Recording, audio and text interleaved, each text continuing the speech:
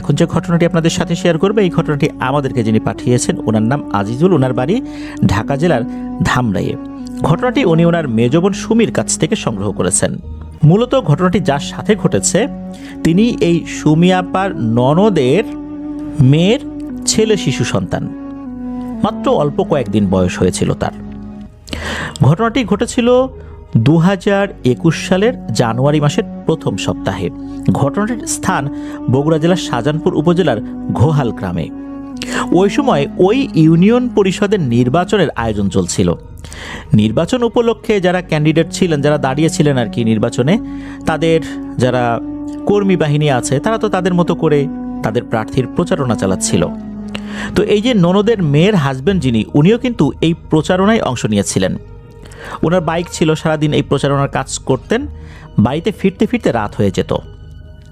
তো এমনই এক রাতের বেলা উনি প্রচারণা করে ওনার সাথে আরেকজন ছিল, তাকে সাথে নিয়ে উনি বাড়িতে ফিরছিলেন। তো ওনারা যেই পথ দিয়ে বাড়িতে ফিরছিলেন ওই পথ দিয়ে ওনারা আসলে সবসময় আসেন না, মাঝে মাঝে আসেন।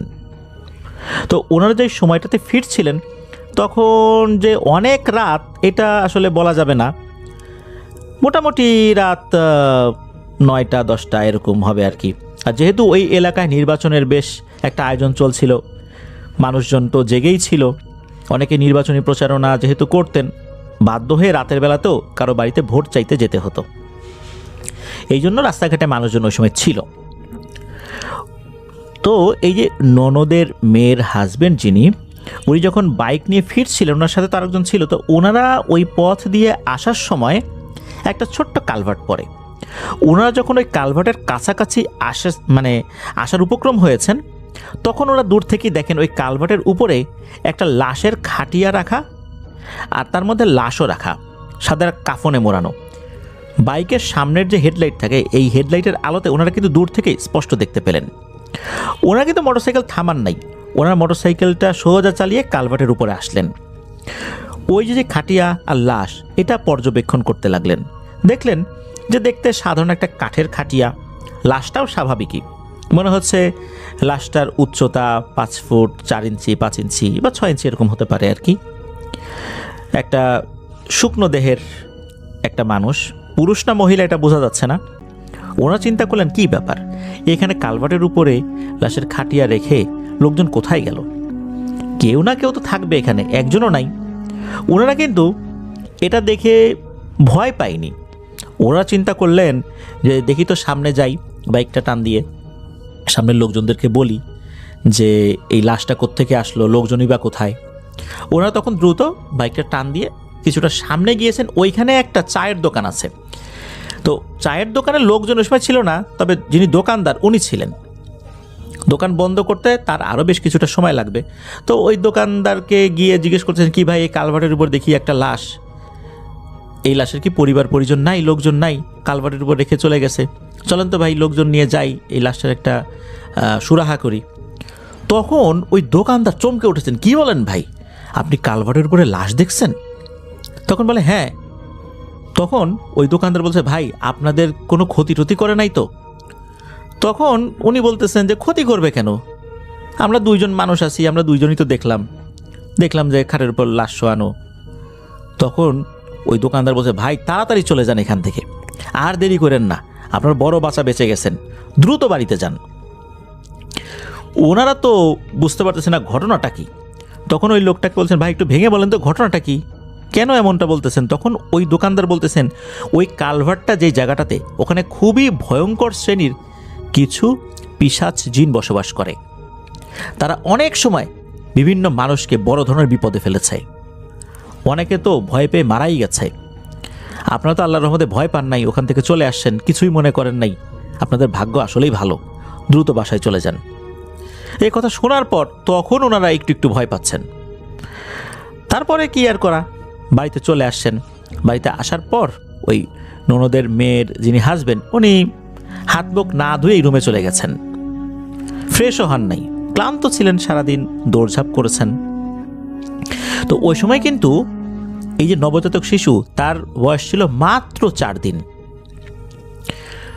এরপরেই ওই রাত থেকেই মূলত কিছুটা সমস্যা শুরু হয়, বাচ্চা ওই রাতে একটু কান্নাকাটি করে, তবে সেটা যে খুব বেশি এটাও বলা যাবে না। পরের দিন থেকে মূলত সমস্যাটা শুরু হয়। বাচ্চা কান্নাকাটি করে, খিঁচুনি দেয়। তো বিষয়টা শুরুর দিকে একটু স্বাভাবিকভাবেই নিয়েছে, কারণ শুরুতে এই ধরনের কোনো সমস্যা দেখা দিলে বাচ্চাকে তারা ঘরোয়াভাবে ট্রিটমেন্ট করার চেষ্টা করে। তো ওই রাতে যখন ওনারা ঘুমিয়েছেন, তো ঘুমের সময় দেখা যাচ্ছে যে ওই ভাই ওই দিনও তো উনি নির্বাচনী প্রচারণায় অংশ নিয়েছেন, ক্লান্ত হয়ে বাড়িতে ফিরেছেন, শুয়ে পড়েছেন। তো বাচ্চার মা যিনি, অর্থাৎ এই সুমিয়াপুর ননদের মেয়ে যিনি, উনি তো বাচ্চার চিন্তা করতেছেন, ঘুম আসে না, তার একটু ঘুম ঘুম ভাব আসে, আবার বাচ্চা নড়াচড়া করে। তো উনি একটা পর্যায়ে দেখতে পান বাচ্চাটা এমনভাবে নড়াচড়া করছে, মোচড়ামোচড়ি করছে, সাপকে যদি আঘাত করা হয় কিভাবে শরীরটাকে সাপ মোচড়াতে থাকে, মনে হচ্ছে ওভাবে মোচড়াচ্ছে, আর চোখ উল্টে যাচ্ছে, চোখ উপরের দিকে তুলে ফেলতেছে, এমন অবস্থা হয়ে যাচ্ছে। তো উনি তখন তার হাজব্যান্ডকে ডাকতে যাই, ওঠো তো, দেখো তো বাচ্চাটার এমন অবস্থা হচ্ছে কেন। উনি তো উঠছেন, উঠে দেখেন আসলেই তো বাচ্চার এই সমস্যা।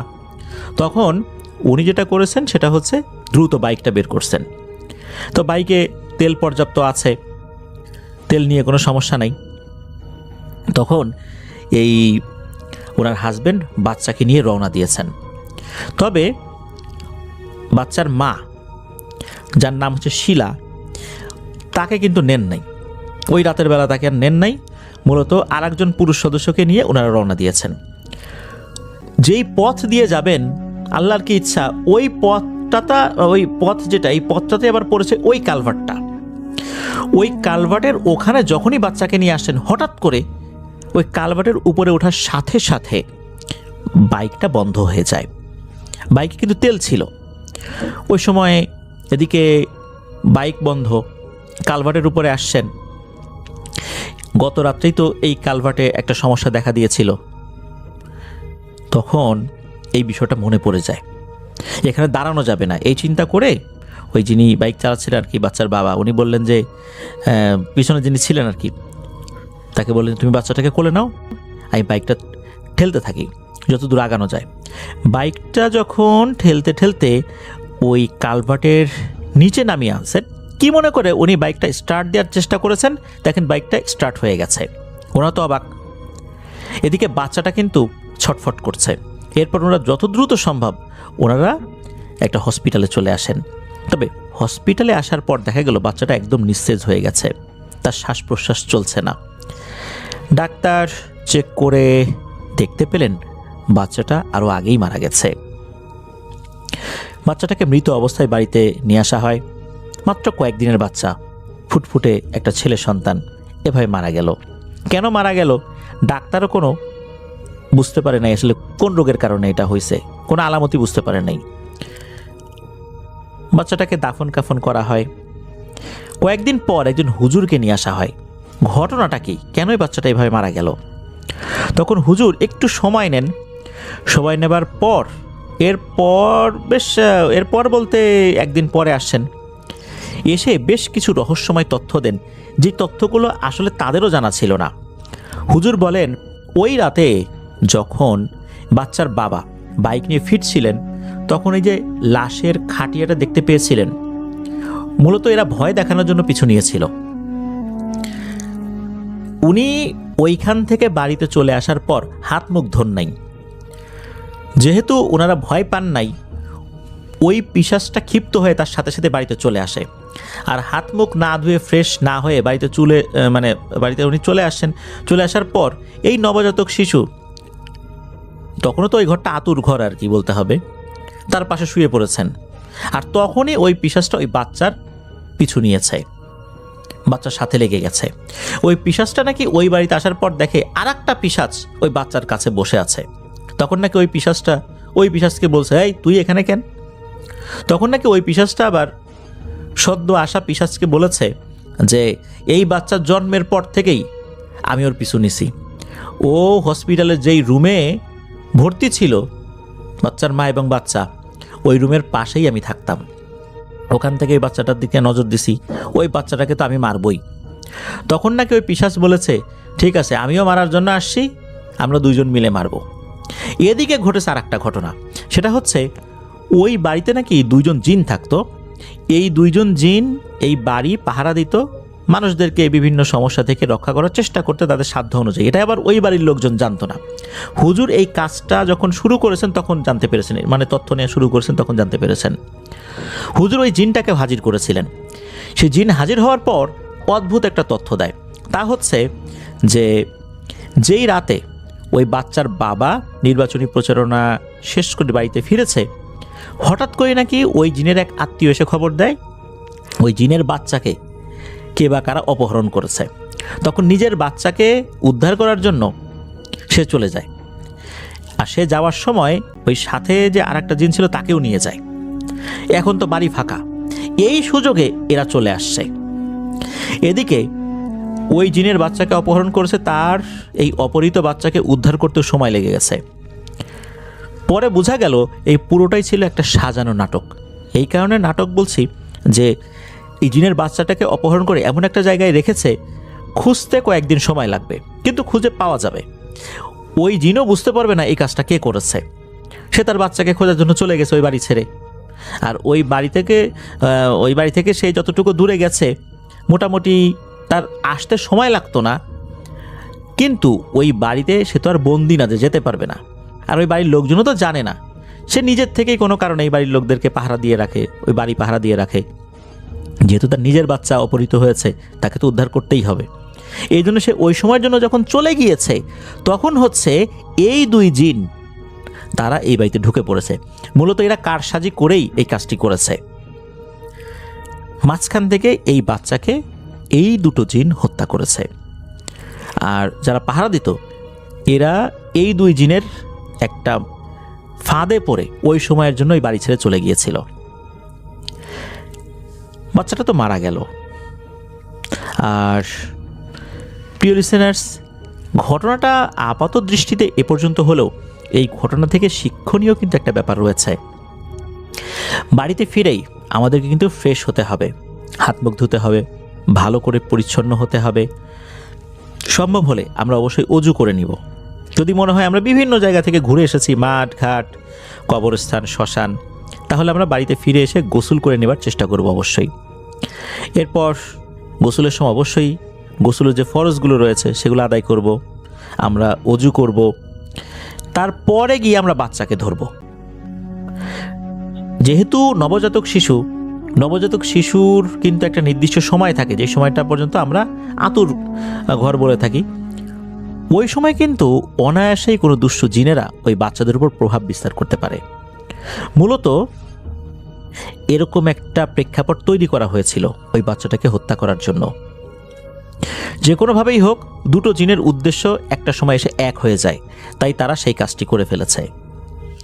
আর অনায়াসেই যেন বাচ্চাটাকে মেরে ফেলা যায়, এই জন্য তারা একটা নাটক সাজিয়েছিল, যাতে করে ওই ফাঁদে পড়ে পাহারাদার জিনগুলো তারা এখান থেকে কিছু সময়ের জন্য চলে যায়, এবং হয়েছিল তাই। এই জন্য বলি প্রিয় লিসেনার্স, আমরা বাইরে থেকে যখন আসব আমরা নিজেদেরকে পরিচ্ছন্ন করে ফেলবো ইনশাল্লাহ। তাহলে 2টো কাজ হবে। এক হচ্ছে বাইরে থেকে আসা জীবাণুগুলো ঘরের অন্যদেরকে আক্রমণ করতে পারবে না, সেই সাথে বাইরে থেকে আসা দুষ্ট জিনগুলো আর বাড়ির সদস্যদেরকে ক্ষতি করতে পারবে না। আল্লাহ আমাদেরকে হেফাজত করুন। ধন্যবাদ জানাচ্ছি আজিজুল ভাইকে আপনার পাঠানো এই ঘটনার জন্য। আসসালামু আলাইকুম ভাইয়া, আমি শিমু। আজকে যে ঘটনাটি শেয়ার করব সেই ঘটনাটি পাঠিয়েছেন আমাদেরই একজন শ্রোতা, যিনি বর্তমানে সৌদি আরব আছেন। ব্যস্ততার মাঝেও তার ঘটনাটি তিনি রেকর্ড করে পাঠিয়েছেন। আসসালামু আলাইকুম ভাইয়া, আমি আবু বক্কর বলছি সৌদি আরব থেকে। আজকে আমি যে ঘটনাটি শেয়ার করব সেই ঘটনাটি একজন মাদ্রাসার ছাত্রীর। আর যে এই ঘটনাটি শেয়ার করেছেন সে আমারই একজন বন্ধু। এখানে আমরা 2জন একসাথে থাকি, বেশিরভাগ সময় আমি তার সাথে আড্ডা দিই। তো একদিন আমি ভৌতিকতার ঘটনা শুনছিলাম। আমাকে ঘটনা শুনতে দেখে আমার ওই ফ্রেন্ড আমাকে জিজ্ঞাসা করে, তুমি কি এগুলা সবসময় শোনো? আমি পরে বললাম, হ্যাঁ আমি তো শুনি। পরে আমাকে জিজ্ঞাসা করে, তুমি কি ওই প্ল্যাটফর্মে কোনো ঘটনা দিয়েছিলা? আমি বললাম, হ্যাঁ দিয়েছি। পরে তোমার কাছে আমি জিজ্ঞেস করলাম, তখন তোমার কাছে কি কোনো ঘটনা আছে? পরে বল, হ্যাঁ আমার কাছে একটা ঘটনা আছে, তুমি কি শুনবা? আমি বললাম, হ্যাঁ অবশ্যই শুনবো। পরেও আমাকে যেভাবে ঘটনাগুলো বললো সেভাবেই আমি অ্যাকচুয়ালি বলার চেষ্টা করছি। ঘটনাটা ঘটে নারায়ণগঞ্জের কাঁচপুরে। আমিও দীর্ঘদিন সেখানে ছিলাম। তখন আমার বন্ধু বলে ঘটনাটা 1999 সালের দিকে। ওইখানে না একটা মহিলা মাদ্রাসা ছিল। সেই মাদ্রাসার পাশে আরো একটা মাদ্রাসা ছিল যেখানে আমার ওই বন্ধুটা পড়ালেখা করেছে। তবে যেই মাদ্রাসার ঘটনা বলছি, সেই মহিলা মাদ্রাসাটা পরিচালনা করতেন স্বামী স্ত্রী দুজন মিলে। সেই মাদ্রাসার ঘর বর্ণনা ঠিক এরকম, যেটা 2 তলা বিল্ডিং ছিল। তবে যখন ঘটনা ঘটে তখন ওই সময় নারায়ণগঞ্জের কাঁচপুরে এত বাড়ি ঘর ছিল না। অনেক গাছগাছালি ছিল, অনেক খালি জমি ছিল যেখানে সেই সময় চাষাবাদ করা হতো। তবে এখন ওই জায়গাগুলোতে অনেক ঘরবাড়ি হয়ে গেছে। ওই সময়টা একদম নীরব এবং নিস্তব্ধতায় ঘেরা ছিল। যেহেতু মাদ্রাসাটা ছিল দোতলা, তাই মাদ্রাসা চলাকালীন সময়ে ছাত্রছাত্রীরা মাদ্রাসার ভেতর থাকতো। মাদ্রাসার জানালাগুলো ছিল থাই গ্লাসের, নতুন নতুন থাই গ্লাসের। একদিন রাতে আনুমানিক 1টার দিকে সেই জানালার গ্লাস হঠাৎ করেই ভেতর থেকে খুলে যায়। তো জানালা খোলার শব্দে 2-1 জনের ঘুম ভেঙে যায়। ওই সময় তারা ভাবে হয়তো চোর এসছে, তাই তারা চুপ করে কম্বল মুড়ি দিয়ে শুয়ে থাকে। কিন্তু কারো কোনো প্রবেশ জানালার ভেতর দিয়ে দেখা যায় না। এর মধ্যে সেই মাদ্রাসার একটা মেয়ে ছিল, খুবই সুন্দর। সে মেয়েটা দেখলো জানালা দিয়ে একটা ছায়ার মতো অবয়ব ভেতরে ঢুকছে। ভেতরে ঢোকার পর সেখানে থাকা বেশিরভাগ ছাত্রীদেরকে বিরক্ত করছে। কারো কাপড় নিয়ে টানাটানি করছে, কাউকে খাট থেকে ধাক্কা দিয়ে ফেলে দিচ্ছে।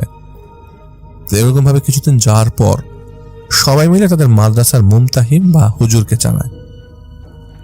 মহিলা মাদ্রাসা হওয়ার দরুন হুজুর সেই মাদ্রাসার ভেতরে ততটা আসা যাওয়া করতো না। হুজুর সবকিছু শুনে সবাইকে কিছু ঝাড়ফুঁক করে দেয় আর বলে দেয়, এখন আর কোনো সমস্যা হবে না ইনশাল্লাহ। তোমরা হয়তো মনের ভুলে এগুলো দেখেছো, এভাবে কিছুদিন যাক, ইনশাল্লাহ ভালো হয়ে যাবে। মাদ্রাসার সুন্দর যে মেয়েটা, সেই মেয়েটার ওয়াশরুমে যাওয়ার প্রয়োজন হয় একদিন। তো যখন ওয়াশরুমে যায়, ওয়াশরুমের ভেতর থেকে শুনতে পাচ্ছে নখ দিয়ে আঁচড় দিলে যেমন শব্দ, সেরকম শব্দের। মেয়েটা ভয় পেয়ে যায়। ঠিক সেই মুহূর্তে ওয়াশরুমের ভেতর থেকে সেই মেয়েটাকে কেউ আক্রমণ করে বসে। মেয়েটাকে এলো পাথারি ঘুষি মারতে থাকে কেউ। সে মেয়েটা ওয়াশরুমের ভেতর থেকে ভয়ে অনেক জোরে চিৎকার করতে থাকে। চিৎকারের জন্য আশেপাশে যারা রুমমেট ছিল তারা চলে আসে। মাদ্রাসার বড় ম্যাডামকে জানানো হয়। পরে সেই ম্যাডাম তার হাজবেন্ডকে জানায় বিষয়টা, আর বলে মাদ্রাসার এক ছাত্রীর বাথরুমের ভেতরে একটা ঘটনা ঘটে গেছে, কেউ একজন সেই মেয়েটার গলা টিপে ধরেছে। পরে হুজুর সেই সাত থেকে ঝাড়ফুঁক পানি পড়া দিয়ে দেয়। এগুলো নিয়ম মতো চলে, বেশ কিছুদিন এইভাবেই চলে। একদিন হঠাৎ রাত 2টার দিকে, 2:30 হবে, জানালার থাই গ্লাস অটোমেটিকলি খুলে যায়। খোলার পরে সেই মেয়েটা নাকি ঘুম ঘুম চোখে দেখে সে অবয়বটা থাই গ্লাসটা খোলে, ভেতরে আসে। তারা যেই কম্বল গায়ে দিয়ে শুয়ে আছে সেই কম্বল টেনে টেনে সরিয়ে ফেলে এবং সেই মেয়েটাকে জাপটে ধরে। সেই মেয়েটা চিৎকারের উপর চিৎকার দিতে থাকে। ওর পাশে অন্যান্য যারা শুয়েছিল তারা কেউ ওর চিৎকার শুনতে পায়নি। ভয়ে মেয়েটা তখন সূরা পড়া শুরু করে। সূরা পড়া শুরু করা মাত্রই অবয়বটা জানালার থাই গ্লাস খুলে জানালা দিয়ে বেরিয়ে যায়। যখন বের হয়ে চলে যায় তখন থাই গ্লাস ঠাস করে একটা শব্দ হয়। কিছুক্ষণ পর ওর চিৎকারটা সবাই শুনতে পায় এবং সবার ঘুম ভেঙে যায়। এইভাবে প্রায় সময় মেয়েটাকে বিরক্ত করত। একদিন 10-12 বছরের একটা মেয়ে ওয়াশরুমে যায়। সেদিন সকালে মেয়েটাকে সেই বাথরুমে মৃত অবস্থায় পাওয়া যায়। সবাই গিয়ে দেখে সেই মেয়েটার সারা শরীরে রক্ত ছপছপ করে জমাট বেঁধে থাকলে যেমন হয় ঠিক তেমনি ওরকম হয়ে আছে, আর সারা বাথরুমে রক্ত ভরে আছে। পুলিশি কারবার। পরে সেখানে পুলিশ আসে। তো যে ভাই ঘটনাটি বলেছে সেই ভাই মাদ্রাসার পাশেই ছেলেদের মাদ্রাসা ছিল, সেখানে থাকতো। পাশে সেই মাদ্রাসায় গিয়ে ওনাদেরকে জিজ্ঞাসাবাদ করা হয় যে এখানে কোনো সমস্যা আছে কিনা। তো পুলিশ প্রাথমিকভাবে হয়তো মাদ্রাসা থেকে তার উপরে কোনো শারীরিক টর্চার করে মেরে ফেলা হয়েছে কিনা সেটা আগে যাচাই বাছাই করে। এরকম আরো অনেক কিছু জিজ্ঞাসা করা হয়। পরে তদন্ত করে দেখে তেমন কোনো সমস্যা আসলে ছিল না। তাহলে মেয়েটা মারা গেল কিভাবে? পরে লাশের ময়না তদন্ত করা হয়। করার পরে দেখে যে গলা ধরে কেউ টিপে মারলে যেমন আঙ্গুলের দাগ থাকে তেমন আঙ্গুলের দাগ রয়েছে, সারা শরীরে মারের দাগ। পরে অবশ্য মাদ্রাসার হুজুর বুঝতে পারে এটা কারণ না সেই অবয়ব বা জিনের কাজ হতে পারে। তাছাড়া তখনকার সময় এগুলো বললে তবে কেউ বিশ্বাস করবে না। পরবর্তীতে পুলিশ আর কোনো আলামত খুঁজে পায় না। যিনি মাদ্রাসা পরিচালনা করেন, মানে যে সেই হুজুরের সাথে পুলিশ কথা বলে, পরে সেই হুজুর পুলিশকে সবকিছু জানায়। সাথে সাথে মাদ্রাসার অন্যান্য ছাত্রীরাও বলে যে তাদের সাথে রাতের বেলা ওয়াশরুমে কি ঘটে, তাদের সাথে প্রতিদিন ঘুমাতে গেলে কি হয় এবং তাদের ঘরে যে একটা অবয়ব যাওয়া আসা করে সেটাও তারা আসলে পুলিশকে বলে, যদিও কোনো উপায় নাই। তাছাড়া ওরা যেদিন মেয়েটা মারা যায় ওই দিন রাতে কিন্তু বাথরুমে যাওয়ার পর আর সে আর ফিরে আসে নাই। তাছাড়া ওরা যখন ঘুমিয়েছিল যার কারণে কেউ টেরই পায়নি সেই মেয়েটা ওয়াশরুম থেকে রুমের ভেতরে এসছে কিনা। পরে সকালে সবাই তাকে মৃতদেহটা পায় আর কি বাথরুমের সামনে। পরে অনেকেই বললো যে এরকম একটা অবয়ব তাদের উপর নানাভাবে টর্চার করছে। পুলিশ বললো কোনো কবিরাজ বা বড়, আপনারা মাদ্রাসায় বড় কোনো কবিরাজ জানেন না কেন, এটা একটা ব্যবস্থা করেন না কেন? পরে হুজুর বলে উনি ব্যবস্থা নিবে। তো এরকম করার পরে একটা সময় কথাবার্তা বলা শেষ করে পুলিশ চলে যায়। একদিন মাদ্রাসায় যে সুন্দর মেয়েটা ছিল ওই মেয়েটা দুপুরে 12টা কি 1টার দিকে ছাদে যায় কাপড় শুকানোর জন্য। দুপুর টাইম, ছাদ তখন নীরব ছিল। ও দেখে সেই সময় সে অবয়বটার উপর আবার আক্রমণ করে, আর এইবার সেই মেয়েটাকে তার সাথে নিয়ে যাওয়ার জন্য টানা হেঁচড়া করতে থাকে। ওর চিৎকার শুনে নিচ থেকে কিছু ছাত্রী উপরে চলে আসে। ওই এসে দেখে ছাদের প্রায় কিনারায় চলে গেছে, পড়ে যাবে অবস্থা। সবাই মিলে ওকে টেনে সেফ জায়গায় নিয়ে আসে আর জিজ্ঞাসা করে কি হয়েছে। দিনের বেলা এভাবে চিৎকার দেওয়াতে তারা সবাই ভয় পেয়ে যায়। পরে ওর সাথে ঘটনাগুলো সবাইকে বলে আমাকে কেউ নিয়ে যেতে চাচ্ছে, যা তোমরা সবাই আগে এসে দেখলে আমি একদম কর্নারে চলে এসেছি।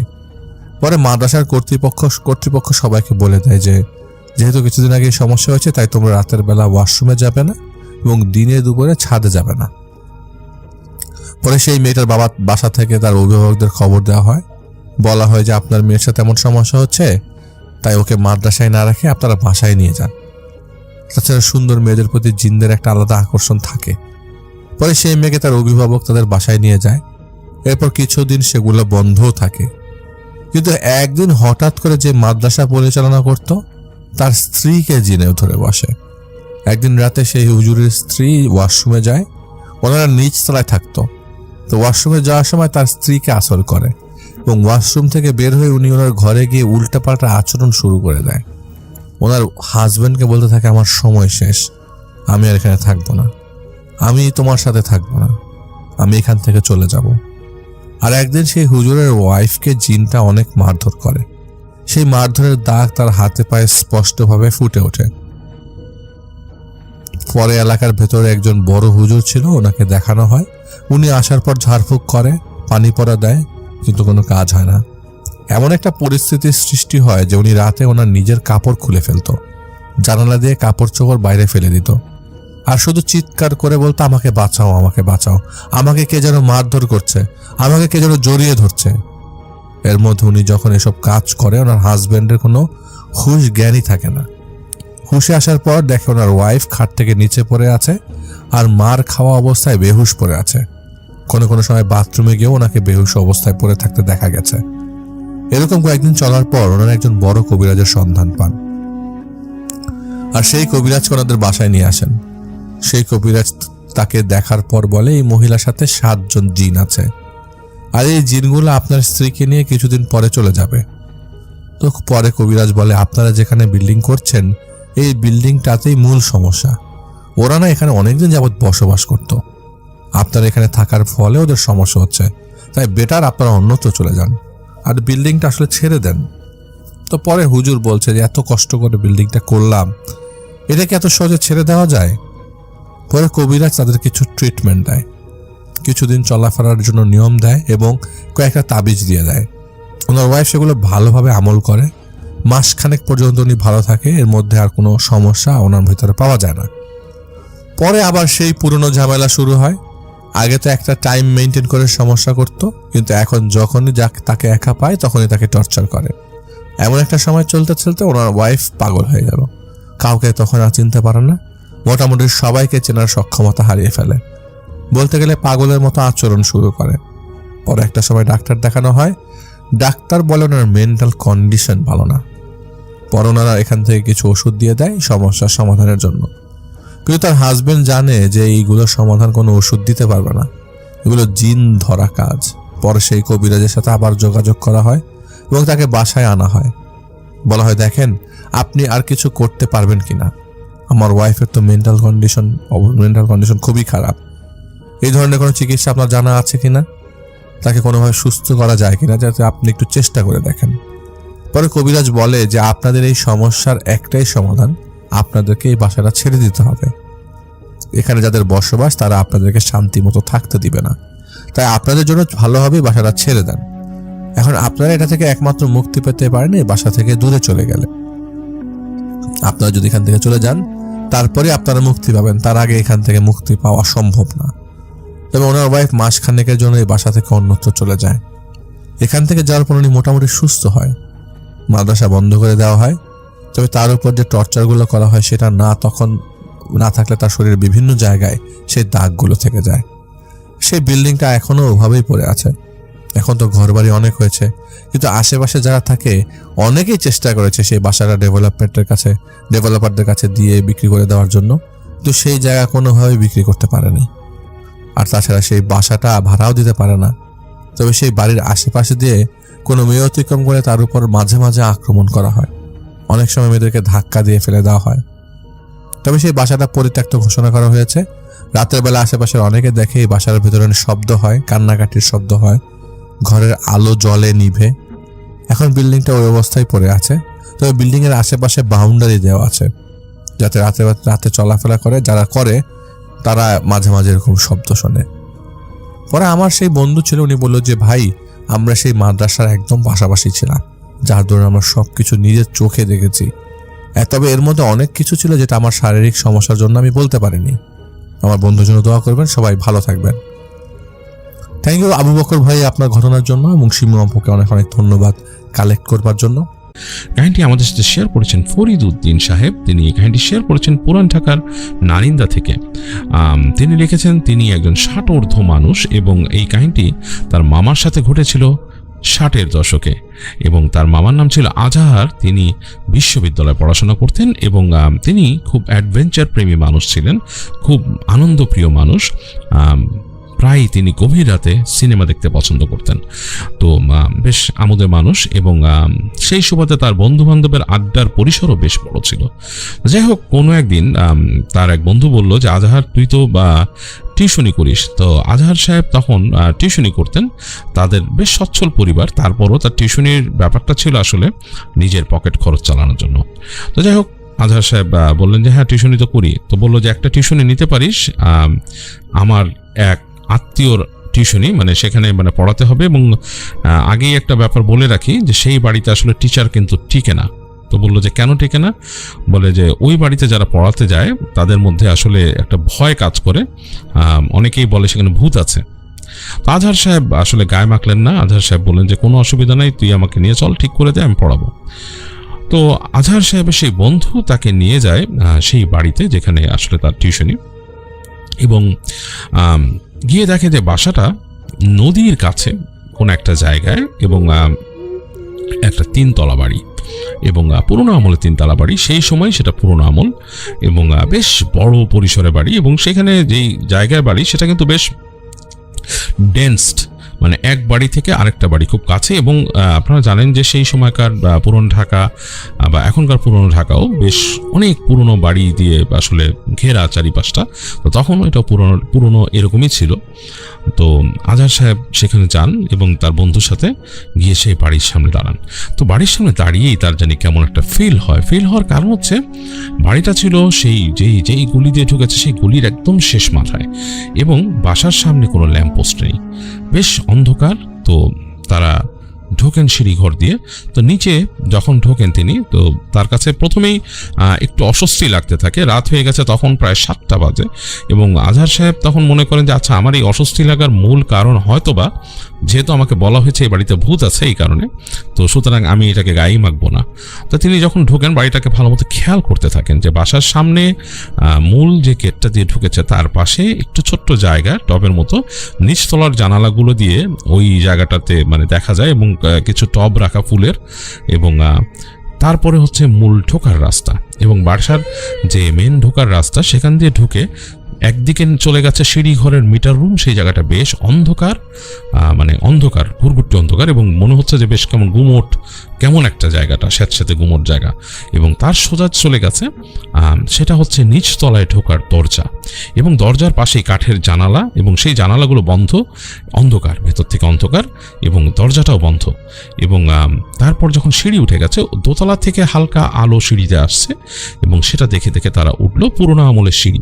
সিঁড়ি বেয়ে বেয়ে উপরে ওঠার পরে তারা পেল তৃতীয় তলার সিঁড়ি, এবং তৃতীয় তলায় ওঠার সিঁড়ির মাঝেও ওইরকম হালকা আলো, মানে আসলে সেই সময় এখনকার মতো এরকম বাল্ব ছিল না, ফিলামেন্ট লাইটের আলো যতটুকু আসতো ততটুকুই দেখা যায়।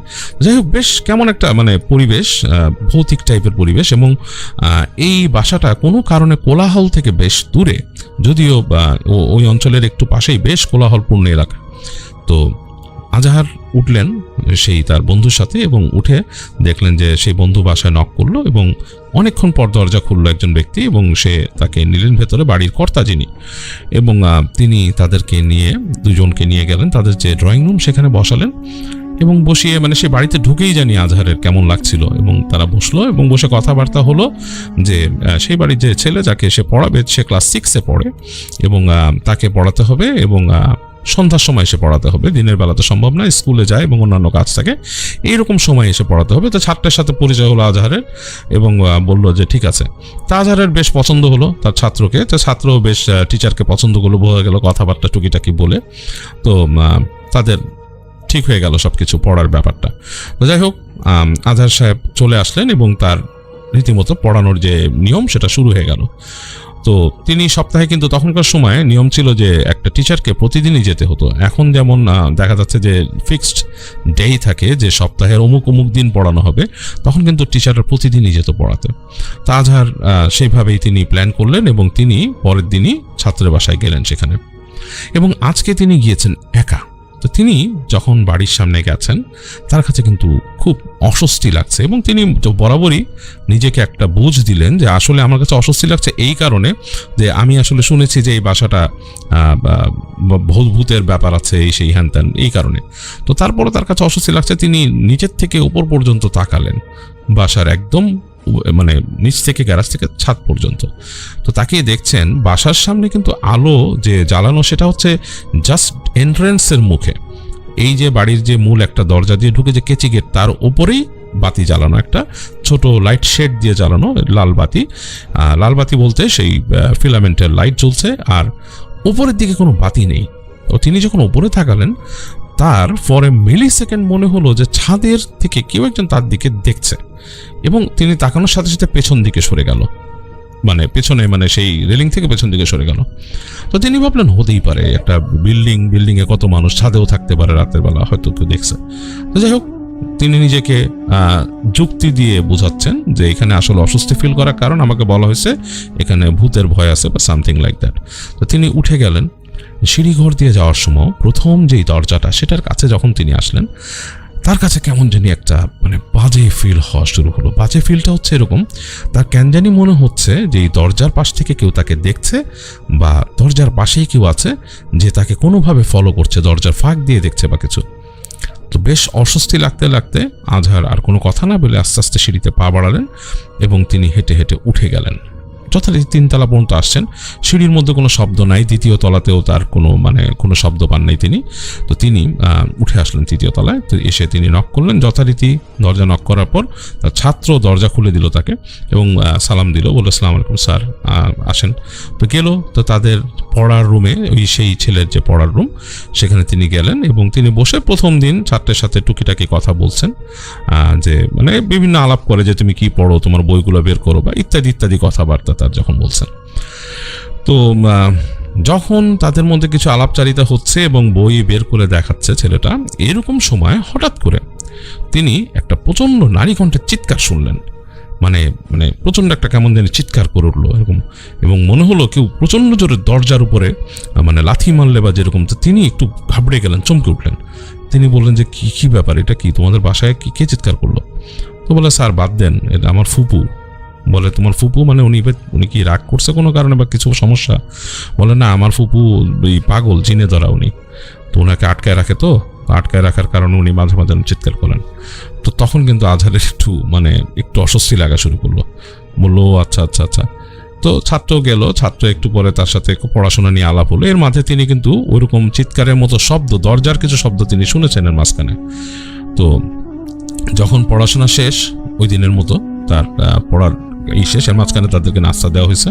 তো যখন তিনি উঠে আসবেন, ছাত্র বলে কি যে স্যার একটা কথা কিন্তু বলি নাই স্যার, আমাদের বাসায় কিন্তু ভূত আছে, সাবধানে যাওয়া আসা করবেন। তো আজহার বলল যে তোমার বাসায় ভূত আছে, কিরকম ভূত? বলে স্যার বলবো না, আপনি আসেন নেক্সট দিন তারপর বলবো, কিন্তু সাবধানে নামবেন, সিঁড়ি দিয়ে নামার সময় দোয়া পড়ে পড়ে নামবেন। তো সে আর কিছু বলে না, আজহার আস্তে করে হেঁটে যায় এবং সিঁড়ি দিয়ে সে নেমে যায়। তো নামার সময় আসলে সে কিছু দেখে না, বাট তার কাছে একটা ফিল হয় যে তার কাছে কেন জানি মনে হয় যে তার পেছনে পেছনে কেউ তাকিয়ে আছে বা কেউ নামছে, তাকে অবলোকন করছে পুরো। এবং এই ফিলটা খুব চরমভাবে হয় যখন সে নিচের যেই একদম জায়গাটা, সেই যে নিচতলার পাশ দিয়ে যখন আসে তখন। তো খুবই অস্বস্তিকর একটা ফিল তার কাছে লাগে। সে মনে হয় যেটা মানে সামথিং লাইক দ্যাট, একটা নার্ভের উপর চাপ পড়ার মতো ফিল তার কাছে লাগে। মনে হয় যে কেউ একজন আসলেই তাকে দেখছে, মনিটর করছে। তো আজহার নিজেকে বোঝায় যে আসলে এটা কোনো ব্যাপারই না, এটা আসলে মনে হয় আমার এই আমি যে ভূতের বাড়ি শুনছি এই কারণে, এবং এই যে আজকে আরেকটা কাহিনী শুনলাম, হইতে পারে এই কারণেই হয়তো আমার মাথায় এগুলো আসে। এই মনে করে আজহার চলে যায়। তো তিনি এরকম দ্বিতীয় দিন আবার আসেন পড়াতে। তো পড়াতে যেয়ে তিনি যথারীতি ওইভাবেই ঢুকছেন এবং তার ওই ফিলটা যথারীতি আছে ওই ভাষা সম্বন্ধে যে এরকম ব্যাপার স্যাপার। তো তিনি ছাত্রকে জিজ্ঞেস করলেন যে তোমার বাসায়, পড়া কিছুক্ষণ চলার পরে একটু যখন তারা ব্রেক পায়, জিজ্ঞেস করেন যে আসলে তোমার বাসায় যে ভূত আছে, বললো যে কিভাবে কি? ছাত্র বলে স্যার আমাদের বাসাটাই আসলে ভৌতিক, এই বাসার মধ্যে অনেক কাহিনী। আমাদের যে নিচতলা দেখছেন ওইটা হচ্ছে আমার বাবার গোডাউন, আমার দাদার গোডাউন ছিল, এবং ওই গোডাউনের মধ্যে কিন্তু ভূত আছে। হ্যাঁ, অনেক পুরানো বাসা তো, আর ওইখান থেকে কিন্তু আমার ফুপুকে ধরছিল এবং আমার ফুপুরে কিন্তু এখনো ছাড়াইতে পারেনি। তো বলছে তো তোমার ফুপু কি বাসার মধ্যে এইভাবে আটকায় রাখো তোমরা? বলে হ্যাঁ স্যার, অনেক চেষ্টা করা হয়েছে, ওনাকে ছাড়ান যায় না। ওই খাওয়ানোর সময় আমার বাবা ঢুকে আর আমার আরেক বড় ফুপু আছে, তারা ঢুকে তাকে যে এরকম খাওয়ায় এবং উনি অনেক যন্ত্রণা করেন। তো ওনাকে অনেক আনছি, আমরা ছাড়াইতে পারি নাই বাসায়। তো ওনাকে এইভাবেই রাখা হয়, কিছু করার নাই। আর এমনি স্যার অনেকেই ভয় পায়, অনেক কিছু দেখে এই বাসার মধ্যে থাকে, তো এর জন্যই। তো আবার ছাত্র তাকে বলে যে স্যার আপনাকে যে বেতন অনেক দিছে, আজহারের কাজে আসলে এই টিউশনিতে জয়েন করা একটা বড় ব্যাপার ছিল, তার স্যালারিটা বেশ হ্যান্ডসাম স্যালারি ছিল, নর্মাল টিউশনিতে যা থাকে তার প্রায় দ্বিগুণ স্যালারি তাকে দেওয়া হচ্ছে। তো বলে যে আপনাকে যে আমার বাবা বেতন বেশি দিচ্ছে, এর কারণ হচ্ছে আমাকে পড়াইতে আসতে চায় না কেউ। তো আজহার বলে ও আচ্ছা, বুঝতে পারছি। তো যাই হোক, তাকে এইসব ঘটনা বলে ছাত্র একসময় ভিতরে যায়, বাসার ভিতরে যায়, বলে যে স্যার বসেন, আমি আসতেছি। সে ভিতরে যায়।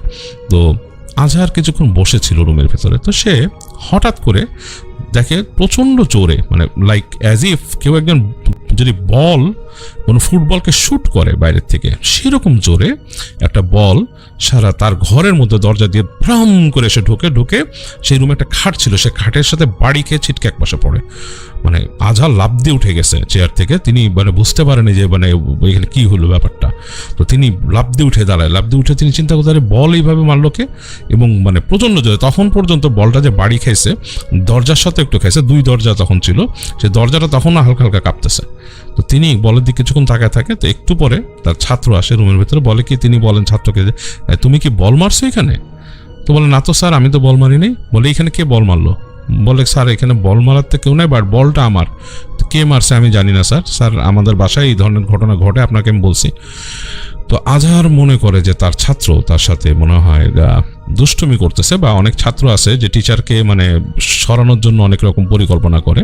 তো তিনি ভাবলেন যে তার ছাত্র খুব ধূর্ত, সে হয়তো এই ধরনের কিছু করছে। যে কিছু না বলে তিনি মোটামুটি পড়ানো সারেন, এবং আজহারের মনে তখন সাহস হয়ে গেছে এই বাসার থেকে ওঠা নামাতে। তার মনে হয় যে এটা হচ্ছে তার মানসিক একটা চাপ, আর কিছুই না।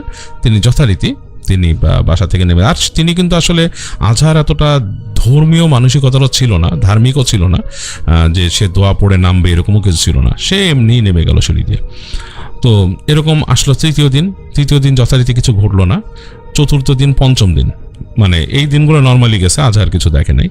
পঞ্চম দিনে আজহার সেই পড়াতে বসে তা আজহার অনেকক্ষণ বসার পর তার মনে হলো যে তার একটু বাথরুমে যেতে হবে।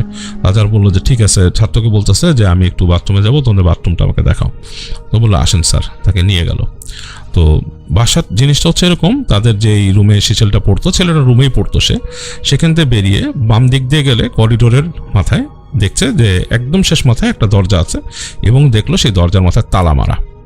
সে তালাটা দেখে কিন্তু আজহারের মনের মধ্যে একটু ছেদ করে উঠছে, এবং তখনকার তালাগুলো একটু ডিফারেন্ট। মানে যদি দেখেন যে ওই এক ধরনের তালা থাকে, লোহার তালা ছিল, উপরে মনে হচ্ছে যে কতগুলো রিপিট দেয়া, আর মাঝখানে চাবি ঢোকানোর জায়গা, এবং চাবির যে কি হোলটা সেটা আবার একটা কভার করাই দিয়ে, এবং তালাটা বেশ বড় সাইজের, মোটামুটি এক হাত সমান হবে এরকম, মানে এক হাত বলতে আমাদের হাতের তালুর সমান একটা তালা, বড় তালা লাগানো সেখানে। এবং দরজায় যে তালা মারা, দরজার নিচ থেকে কিন্তু আলো নেই কোনো, বেশ মানে দেখা যাচ্ছে মানে বাতি বন্ধ বোঝা যায় রুমের। তা আজহারের কিন্তু এটা দেখে মনে পড়লো যে সে বলেছিল যে ছেলেটার ফুপু পজেসড, এবং শুনছে যেটা জিনে ধরা, এবং মনে হয় সেই রুম।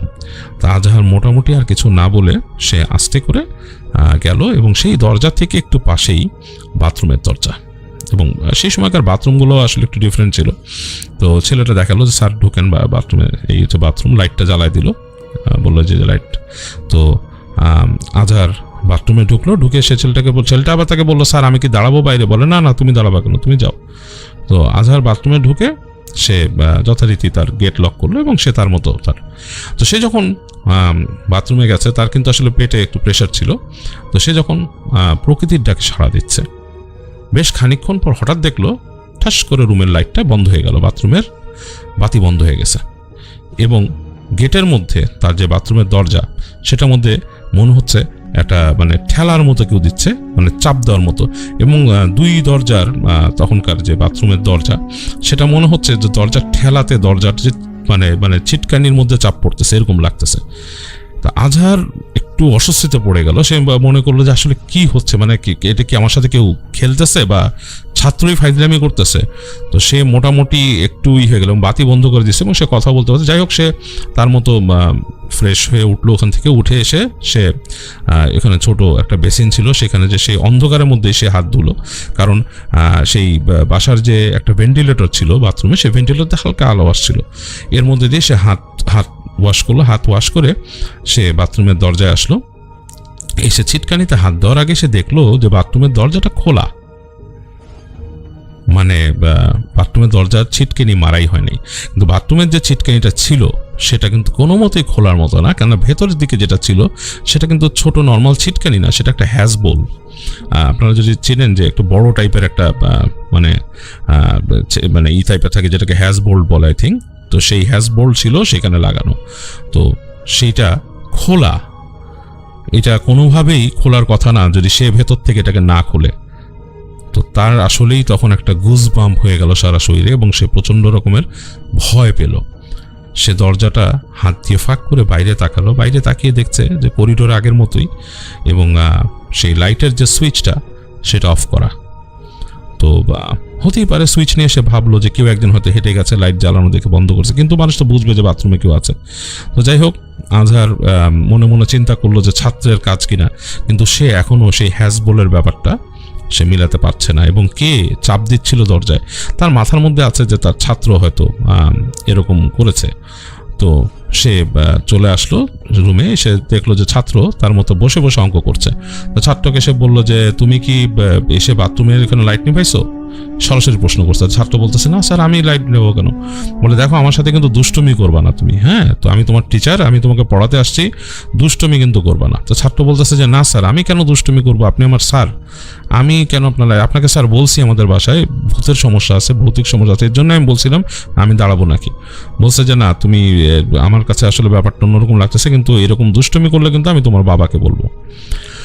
তো ছাত্রটা মন খারাপ হয়ে যায়, বলে স্যার আমি আপনার সাথে কিছু করি নাই, আপনি আমার বাসায়, আপনি আমার আব্বাকেও যদি বলেন আমার আব্বা আপনার একই কথা বলবে, আমি আপনার সাথে কেন করবো, আপনি আমার স্যার। তো যাই হোক, সে ছাত্রকে এটা বলে আজহার বাসা ওই দিন মানে আর কি ওই বাসা থেকে বের হয় আর কি। বাসা থেকে বের হয়ে ওই যথারীতি সে যখন গেটের বাইরে গেছে, তার ছাত্র পিছন থেকে দরজাটা লাগাইছে বিদায় দিয়ে তাকে। তো সে যখন সিঁড়ি দিয়ে নামতে যাবে, প্রথম 2-3টা স্টেপ নামছে, এই সময় সিঁড়ির যে তার মাথার উপর লাইটটা ছিল সেটা বন্ধ হয়ে গেল টুস করে। তো আজহার প্রথম একটা মানে 1 সেকেন্ডের জন্য একটা শক খেয়ে গেল। তার কাছে মনে হলো যে মানে হঠাৎ করে বিদ্যুৎ চলে যাওয়া বা এরকম কিছু একটা, তার কাছে মানে বেশ মানে শকড একটা অবস্থা লাগলো। তারপর সেটা সে শুনলো, সেটা আরও আরেকটা শকড অবস্থা, যে তার সিঁড়ি ঘরের ওপর থেকে যে মানে মূল যে দরজা, সিঁড়িতে কিন্তু আরেকটা স্টেপ উঠে 3 তলার ছাদের দিকে গেছে, সেখান থেকে তার ছাত্রের গলায় বলতেছে স্যার স্যার, এরকম ডাক, ওই ছেলের ডাক। আজহারের কিন্তু সারা শরীরের রোম দাঁড়ায় গেছে। সে উপর দিকে তাকাইছে, অন্ধকারে কিছু বুঝতে পারতেছে না, তারপরে উপর দিকে তাকাইছে, উপর দিকে তাকায় সে কিচ্ছু দেখতেছে না, সিঁড়ি ঘরের মধ্যে ঘুরঘুরটি অন্ধকার। তো এর মাঝে তার হাতে সেই সময়কার ঘড়ি ছিল, সিকো ঘড়ি, যেগুলোর মধ্যে রেডিয়াম দেওয়া, সেটার আলোতে একটুখানি সময় দেখা যাচ্ছে। তো সেই আলোটা সে দিয়ে দেখার চেষ্টা করতেছে, অতটুকু আলোতেই সিঁড়ি ঘরের কিছুটা অংশ দেখা যাচ্ছে। তো সে আস্তে আস্তে নামা শুরু করলো। সে কিন্তু আবার শুনছে সিঁড়ির উপর থেকে ডাকতেছে স্যার স্যার। তো সে যখন নাকি প্রথম ল্যান্ডিংয়ে নামছে, মানে সিঁড়ির ফার্স্ট ল্যান্ডিংয়ে, তখন তার না হঠাৎ করে কোথায় জিদ চেপে গেল। সে মনে করলো যে এটা আমি শেষ দেখবো, কে ডাকতেছে আমাকে। সে দৌড় দিয়ে উপর দিকে উঠলো এবং দৌড় দিচ্ছে যে ধপ ধপ ধপ শব্দ হয়েছে সিঁড়ি ঘরে, এবং উঠে সে একদম চলে গেল সিঁড়ি ঘরের গোড়ায়, মানে সেই ছাদের সিঁড়ি ঘরের গোড়ায়।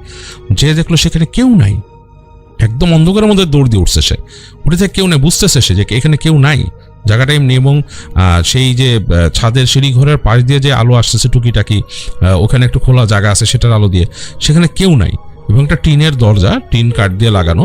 তো সে সেটাকে ধাক্কা দিয়ে সরানোর পর দেখলো ছাদ, এবং ছাদে সে বুঝতে পারছে যে বাইরের আলো আছে, আকাশের আলো, এবং আশেপাশের দূরের বিল্ডিং থেকে একটু আলো আসতেছে। সে ছাদে উঠলো। ছাদে উঠে আজহার ডানে গেল, বামে গেল, চারিদিক দেখলো, পুরো ছাদের মধ্যে কেউ নাই, পুরো ছাদটা ফাঁকা, খা খা করতেছে। তো তার কাছে না বেশ বেশ অস্বস্তি লাগলো।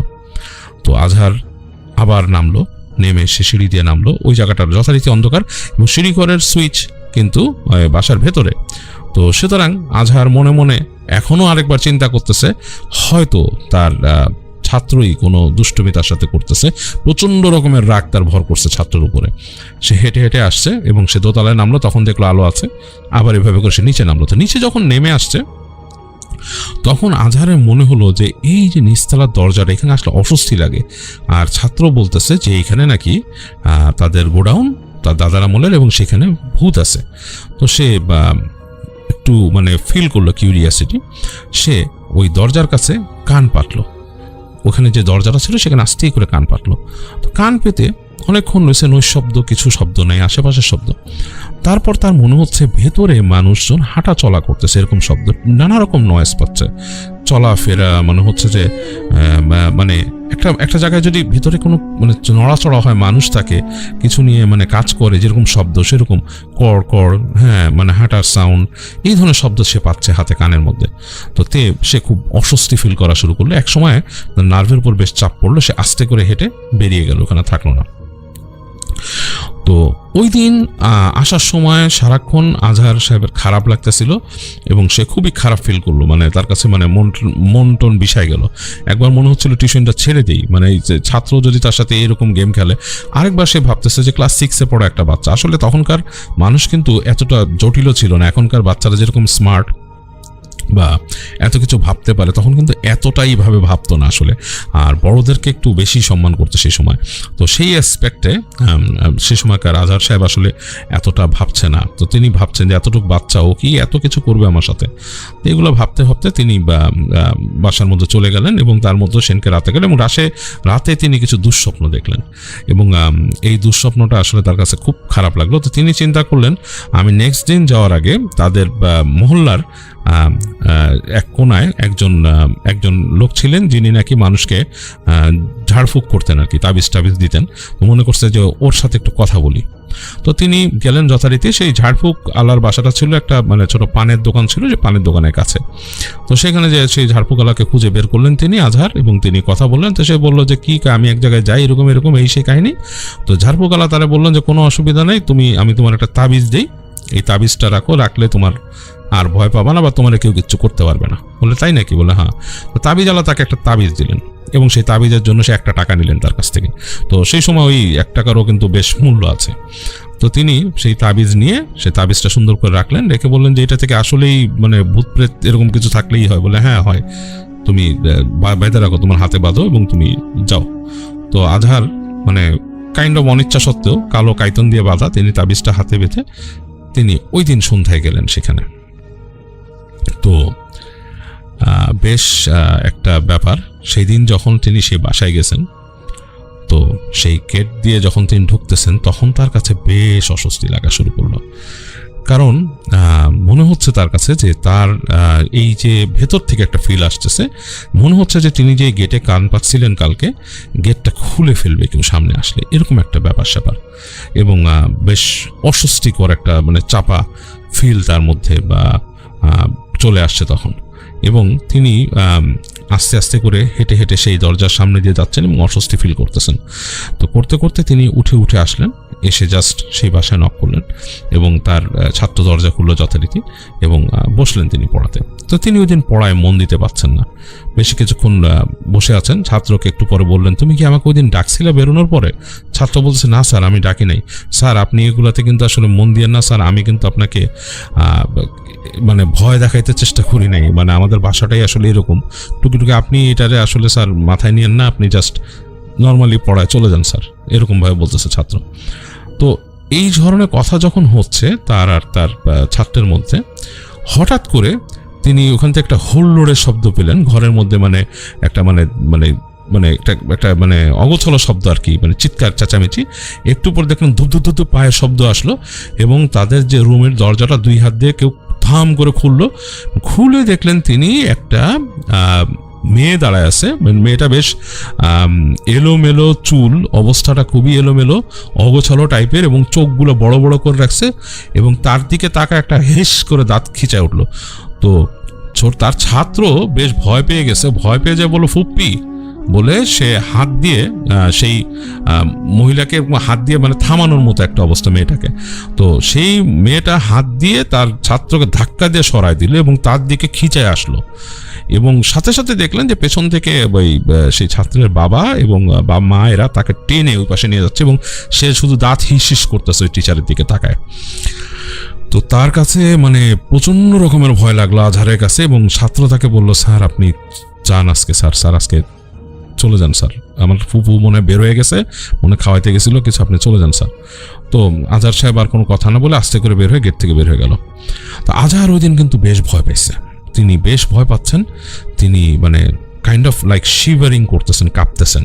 তো তিনি ওই প্রথম সিঁড়ি নেমে আসছেন, দ্বিতীয় সিঁড়ি নিয়ে আসছেন, নিচের সিঁড়িতে এসে আরও ভয় পাচ্ছেন এবং তারপরও কেন জানি তার মাথার মধ্যে একটা ধারণা হলো যে আমি আজকে একটু কান পাতি। তো তিনি যে সেই দরজার মধ্যে আবার আজকে কান পাতলেন। তো কান পাতছেন কিছুক্ষণ, কোনো শব্দ নাই এরকম। তারপরে ওই যে নাড়াচড়ার শব্দ, হঠাৎ করে তিনি শুনলেন একটা ভারী কণ্ঠে কোন একটা পুরুষ মানুষ হাসতেছে, যেরকম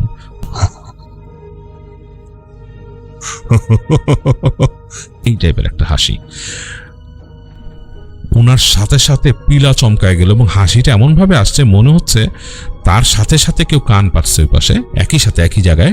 এবং তারপর হাসিটা মানে হাসির শব্দে এত কাছে ছিল মনে হচ্ছে ঠিক দরজার কাঠের এই পাশটায় কেউ হাসতেছে। এবং আজহার ঝেড়ে দৌড় দিলেন, ওই দিন ঝেড়ে দৌড়াচ্ছেন এবং তার মাথায় হাসিটা ঘুরতেছে। কিচ্ছু বুঝতে পারেন তিনি কোনোভাবে, তখন অলরেডি রাত 8:30 9টা বেজে গেছে, কোনোভাবে তার বাসায় আসলেন। বাসায় এসে তিনি আর কিছু বুঝতে পারতেছেন না, তিনি সরাসরি চলে গেলেন তার বাসার ভেতরে এবং ঢুকে তার রুমের সাথে তার লাগোয়া বাথরুম ছিল, তিনি বাথরুমে গেলেন, যে বমি করলেন, তার বমি হলো। বমি করে তিনি তাড়াতাড়ি মানে নিজেকে ওয়াশ করলেন, করে এসে তার কোনো কিছু খাওয়ার চিন্তা নাই, রাত হয়ে গেছে তখন, তিনি আস্তে করে এসে শুয়ে পড়লেন। তো আজহার কখন ঘুমায় পড়ছিলেন তার খেয়াল নাই, তিনি মনে হয় তন্দ্রার মধ্যে চলে গেছিলেন। তো হঠাৎ করে তার শব্দ হলো, তার রুমের ভেতরে মনে হয় ঠুসঠাস শব্দ হচ্ছে। এই সময় তার ঘুম ভাঙলো। তো আজহার তাকায় দেখতেছেন তার রুমের মধ্যে তখন একটা 0 পাওয়ারের বাল্ব ছিল, যেটাকে ডিম লাইট বলতো তখন, সেই ডিম লাইট জ্বলতেছে। ডিম লাইটের আলোতে তিনি দেখতেছেন যে তার ওখানে একটা চেয়ার ছিল, পড়ার চেয়ার, কাঠের চেয়ার, বেশ ভারী। দেখতেছেন যে কাঠের চেয়ারটা অটোমেটিকলি, মানে কোনো কেউ নাই ঘরের ভেতরে, কাঠের চেয়ারটা অটোমেটিকলি ছ্যাঁচড়ায় সাঁত করে তার সামনে আসলো, এসে একদম তার পায়ের কাছের মধ্যে কাঠের চেয়ারটা থামলো। এবং তারপর তার কাছে মনে হচ্ছে যে কেউ এখানে একজন আছে এবং তিনি দেখতে পাচ্ছেন না। কিছুক্ষণ পর তার মনে হলো কেউ একজন লাফ দিয়ে, অ্যাজ ইফ ব্যাঙ যেভাবে বসে সেই ব্যাঙের মতো লাফ দিয়ে চেয়ারে উঠলো কাঠের উপরে, এবং তিনি কিন্তু সেই ওয়েটটা টের পেলেন যে সেই যে কাঠের চেয়ারের উপর কেউ উঠছে, যে কাঠের মধ্যে একটু কচকচ আনইভেন শব্দ হয় সেটাও পেয়েছেন। তিনি কিন্তু ঠিকমতো দেখতে পাচ্ছেন না, তিনি ভয়ে কুঁকড়ে তাকিয়ে আছেন। একটু পরে তিনি খেয়াল করলেন একটা অবয়বের মতো, এবং তারপরে তিনি চাপা গলায়, মানে ওই অবয়বটা কিন্তু বুঝতে পারছেন না কিসের অবয়ব, কিন্তু মনে হচ্ছে যে একটা অবয়ব, এবং চাপা গলায় একটা শব্দ শুনলেন তিনি, যে শব্দটা খুবই মানে অদ্ভুত শব্দ, এরকম কণ্ঠ তিনি শুনেন নাই, গোঙানি টাইপের কেমন, এবং শব্দ বলতেছে যে তাবিজ লো আইছস, এই নে। তারপর তিনি দেখলেন যে তার সারা বিছানার মধ্যে মানে ভিজে গেল, মানে পানিতে ভিজে গেল, এবং প্রচন্ড দুর্গন্ধ। তো তিনি আর সহ্য করতে না পেরে চিৎকার করে উঠলেন, এবং তার চিৎকার তিনি চেঁচাতেই ছিলেন একদম।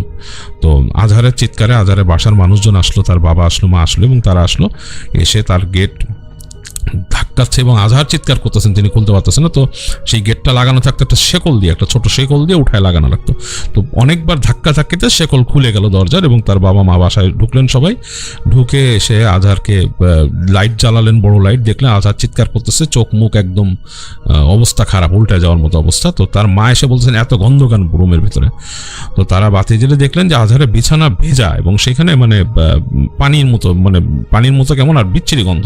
তো তারা অন্য কিছু হয়তো মনে করছে, বমি করছে বা সামথিং লাইক দ্যাট, বা খারাপ কিছু, যাই হোক। তো তারা আজহারকে নিলেন, তার মা বাপ, এবং আজহার তখন বাপ মার সামনে শুধু এত বড় একটা ছেলে, সে বিশ্ববিদ্যালয়ে পড়া ছেলে, সে শুধু মানে নিঃশ্বাস ফেলতে স্যার, কিছু করার নাই। তো তাকে নাকি তখন তারা পরিষ্কার করলেন, রাতের বেলা গোসল করালেন, পরিচ্ছন্ন করলেন, বিছানা সব চেঞ্জ করে ফেলানো হলো, এবং তার বাবা তার সাথে থাকলেন, মাও সাথে থাকলেন। আজহার রাতের বেলা শুধু বলতেছেন আসতেছে এরকম নাকি বলতেছিল। তো তাকে ওই দিন আর মানে কিছুই করা গেল না, এবং তার হাতে কিন্তু তাবিজ বাঁধা আছে তখনও। তো এই সময় তার বাবা খেয়াল করলেন তার হাতের তাবিজটা, বললো এটা কি? তো বললো সে তো বলতে পারতেছে না কিছু, সে মানে কিন্তু আজহার কিন্তু সেন্সের বাইরে। তো পরদিন সকালবেলা তার বাবা কিন্তু তাবিজ খুলেও নাই, তার বাবা আসলে যেহেতু জানে ছেলে কোত্থেকে পড়ছে কিছু করেনি। সকালবেলা তাদের পরিবারের আরো মানুষ, যে তাদের ওখানকার নিকটস্থ একটা পুরনো খুব রিপোর্টেড একটা মসজিদ ছিল, সেখানকার যে একজন ইমাম সাহেব তাকে নিয়ে আসলেন। তো তিনি আসলেন, এসে তিনি বললেন যে কি হয়েছে, কথা বললো আমার ছেলেকে। তো বললো যে হইতে পারে জিনভূতের ব্যাপার স্যাপার, বা বলছে যে আমার ছেলের হাতে তাবিজ আছে। তো সেই ইমাম সাহেব আসলেন, এসে তিনি আজহারকে দেখলেন যে আজহার দেখলো ইমাম সাহেবকে থেকে ভয়ে কুচকে একদম খাটের কাছে চলে যাচ্ছে, মানে অ্যাজ ইফ লাইক সে বাঘ দেখতেছে। ইমাম সাহেব তাকে ঠান্ডা করার চেষ্টা করতেছে, সে মানে ইমাম সাহেব তখন দোয়া পড়া শুরু করলেন। তার বাবাকে বললেন যে আপনার ছেলের অন্য কেস, দোয়া পড়া শুরু করলেন। দোয়া পড়তে গেল যে আজহার ভয়ে মনে কাঁপতেছে। ইমাম সাহেব তার গায়ে যখন হাত দিলেন, সে মনে জ্বলে পুড়ে যাচ্ছে এরকম। ইমাম সাহেব হাত দিয়ে তার তাবিজটা খুলে ফেললেন, আগে খুলে পাশে রাখলেন, রেখে তাকে ঝাড়া শুরু করলেন। এবং ঝাড়তে দেখা গেল যে সেই আজহার কথা বলতেছে, বিচিত্র, মুখ টুক বাঁকায়, মানে বিদঘুটে অবস্থা, কিছু বলার চেষ্টা করতে বলতে পারতেছে না, মনে হচ্ছে যে কেমন জানি মানে বিদঘুটে একটা শব্দ বেরিয়েছে তার মুখ দিয়ে, কথা বলার চেষ্টা করতে, চোখ মুখ বাঁকায় যাচ্ছে বারবার। ইমাম সাহেব বারবার ঝাড়লেন, এবং তখন বললেন যে আপনাদের বাসায় যদি আবে জমজমের পানি থাকে নিয়ে আসেন। তো তাদের বাসায় ছিল না, তারা তাদের মহল্লা থেকেই এটা ম্যানেজ করলেন, অন্য বাসায় ছিল, সেখান থেকে নিয়ে আসলো। এসে তিনি আরও পানি মিলিয়ে ইমাম সাহেব পড়ে তার মাথায় ছিটালেন, মুখে ছিটালেন, এবং এক সময় সে নর্মাল হলো। আজহার ঘুমিয়ে পড়লো। ইমাম সাহেব তখন বলল যে এই যে তাবিজ দেখতেছেন এটাও খারাপ, এই তাবিজ, এটার মধ্যে তাবিজ ধরাই আছে, এখানে কুফরি কালামের ব্যাপার আছে, এটা রাখেন এক সাইডে, এটাই করেন না, ছেলেকে আগে দোয়া করি। তাকে কোনোভাবে এখানে কোনো জিনের নজরে পড়ছে, খুব খারাপ জিনের নজরে পড়ছে, তো দোয়া পড়তে হবে, এবং আপনার বাসার মধ্যে আমি বন্ধ করে দিতেছি এখনই।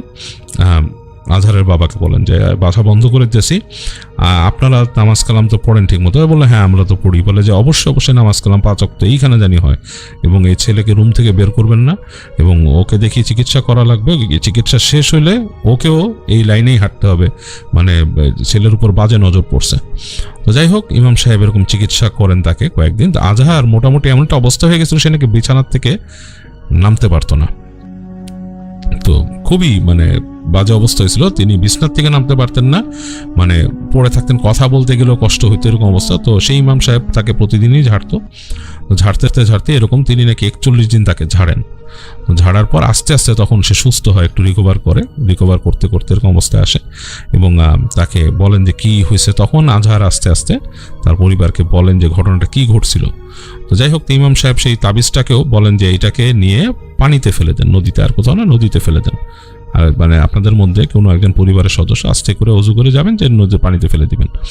আর ওকে বুঝায়, পরে কথা শুনে সেই ইমাম সাহেব বলেন যে তুমি যে বাসায় যেতে সেখানে কোনো খুব খারাপ জিন ছিল, এবং তুমি যেটা করছো যে তোমাকে প্রথম হয়তো একটু জ্বালাইছে বা একটু ভয় দেখাইছে, যেটা সেই জিন সবাইকেই করতো সেই বাসায়, এবং সেই বাসায় সেই জিন মোটামুটি পজেস করছিল সেই মেয়েকে, বাড়ির মেয়েকে। As from the story of আজহারের কাছ থেকে শুনেই বলতেছি ইমাম সাহেব যে সেই মেয়েকে পজেস করছিল, এবং ওই বাসার মধ্যে নিশ্চয়ই কোনো পাওয়ারফুল কিছু জিন আছে, খারাপ জিন, যারা ওই বাসার মধ্যেই থাকে, সেই বাসায় তারা থাকে এবং মানুষকে বাইরের কেউ ঢুকলেই তাকে প্রবলেম করে। তো তুমি হয়তো ওখানে যখন নাকি গেছো, প্রথম তোমাকে একটু বিরক্ত করছে, আর কিছু করেনি, হালকা ভয় দেখাইছে। বাট তুমি যখন নাকি ওইখানে এই যে একটা তাবিজ নিয়ে গেলা, এই তাবিজটাও ছিল আরেকটা একটা কুফর ছিল সেখানে, এবং সেটার মধ্যে সমস্যা ছিল। এই যে তাকে এটাতে অফেন্ড করলা তুমি, এবং সেই তাবিজের সাথে যেই জিনিসটা তোমাকে ডিফেন্ড করতে আসছে, তাবিজটা যে পাঠানো হয়েছিল সেটা তোমাকে ডিফেন্ড করার জন্য আরেকটা জিন দিয়ে কিছু করা হয়েছিল, তোমাকে দেওয়া হয়েছিল, যেটা নাকি সেটা নাকি একটা জিনের আন্ডারে ওই তাবিজটা, বা ওই তাবিজের আন্ডারে একটা জিন ছিল আর কি, সোজা কথা। তো সে ডিফেন্ড করার মতো শক্তিশালী কিছুই না, সে ওখানে অফেন্ডেড করছে সেই জিনকে, এবং এই কারণে তোমার উপরে এটা রিভেঞ্জ হিসাবে নিছে। তো আজহারের অনেকদিন না যাওয়ার কারণ তো সেই বাড়ির মানুষজন বুঝতেই পারছে যে ঘটনাটা কি ছিল, এবং তারা বুঝতে পারছে যে সমস্যা হয়েছে। তা আজহারের সেই বন্ধু যে টিউশনি ম্যানেজ করে দিয়েছিল, সে পরবর্তীতে আজহারের বেতন একদম পুরো ফুল বেতন এনে দেয়, এবং বলে যে তুমি ওখানে যে ক্ষতিগ্রস্ত সে বলছি, তো খুবই লজ্জিত সে বাড়ির মানুষজন তোমার উপর। আজহার আস্তে আস্তে সুস্থ হন, এবং তারপর থেকে তিনি মোটামুটি বেশ ভালোভাবেই তার যে ধর্মীয় কর্ম যা আছে সেগুলো পালন করা শুরু করে, কারণ তার নিজের সুবিধার জন্য, এবং সে জীবনে একটা অতিলৌকিক ব্যাপার বা সে এক্সপিরিয়েন্স করছে, এবং তার জন্য যে ক্ষতি হয়েছে সেটা সে বুঝতো এবং সে মানতো, এবং সে তখন থেকে অতি উৎসাহী কোনো কার্যক্রম আর কখনো করতো না। তো এই ছিল ফরিদউদ্দিনের মামার কাহিনী, এবং আমি আপনাদের সাথে শেয়ার করলাম। আমার কাছে ঘটনাটা বেশ ইন্টারেস্টিং লেগেছে। আসসালামু আলাইকুম লিসেনার্স, আশা করি সবাই ভালো আছেন এবং সুস্থ আছেন। আমি আপনাদেরকে প্রতিনিয়ত একটা করে চরম সত্য ঘটনা বলে যাচ্ছি। আমি আমার ইচ্ছা যে আমি যতদিন আপনাদের সামনে এভাবে ক্যামেরায় উপস্থিত হয়ে ঘটনা বলবো, এ সকল ঘটনা সত্যি বলবো এবং সত্যি ঘটনা কালেক্ট করে তুলে ধরবো, নয়তোবা সেই ভিডিওতে বা নয়তোবা সেই ঘটনাতে আমি ফেস রিভিল করব না। আমি যখন দেখব একটা ঘটনা খুবই সত্য একটা ঘটনা, এবং সত্য ঘটনা কিন্তু আপনাদের মতো অডিয়েন্স যারা আছেন তারা কিন্তু শুনলেই বুঝতে পারেন, আর সত্য ঘটনার মধ্যে একটা আলাদা রকমের মজা আছে। তো চলুন আমি সেই রকম একটা সত্য ঘটনা বলবো। আমি যখন ফেস রিভিল করছি, যতবার লাইভ এইভাবে ঘটনা বলবো, আপনারা ঘটনাগুলো শুনবেন।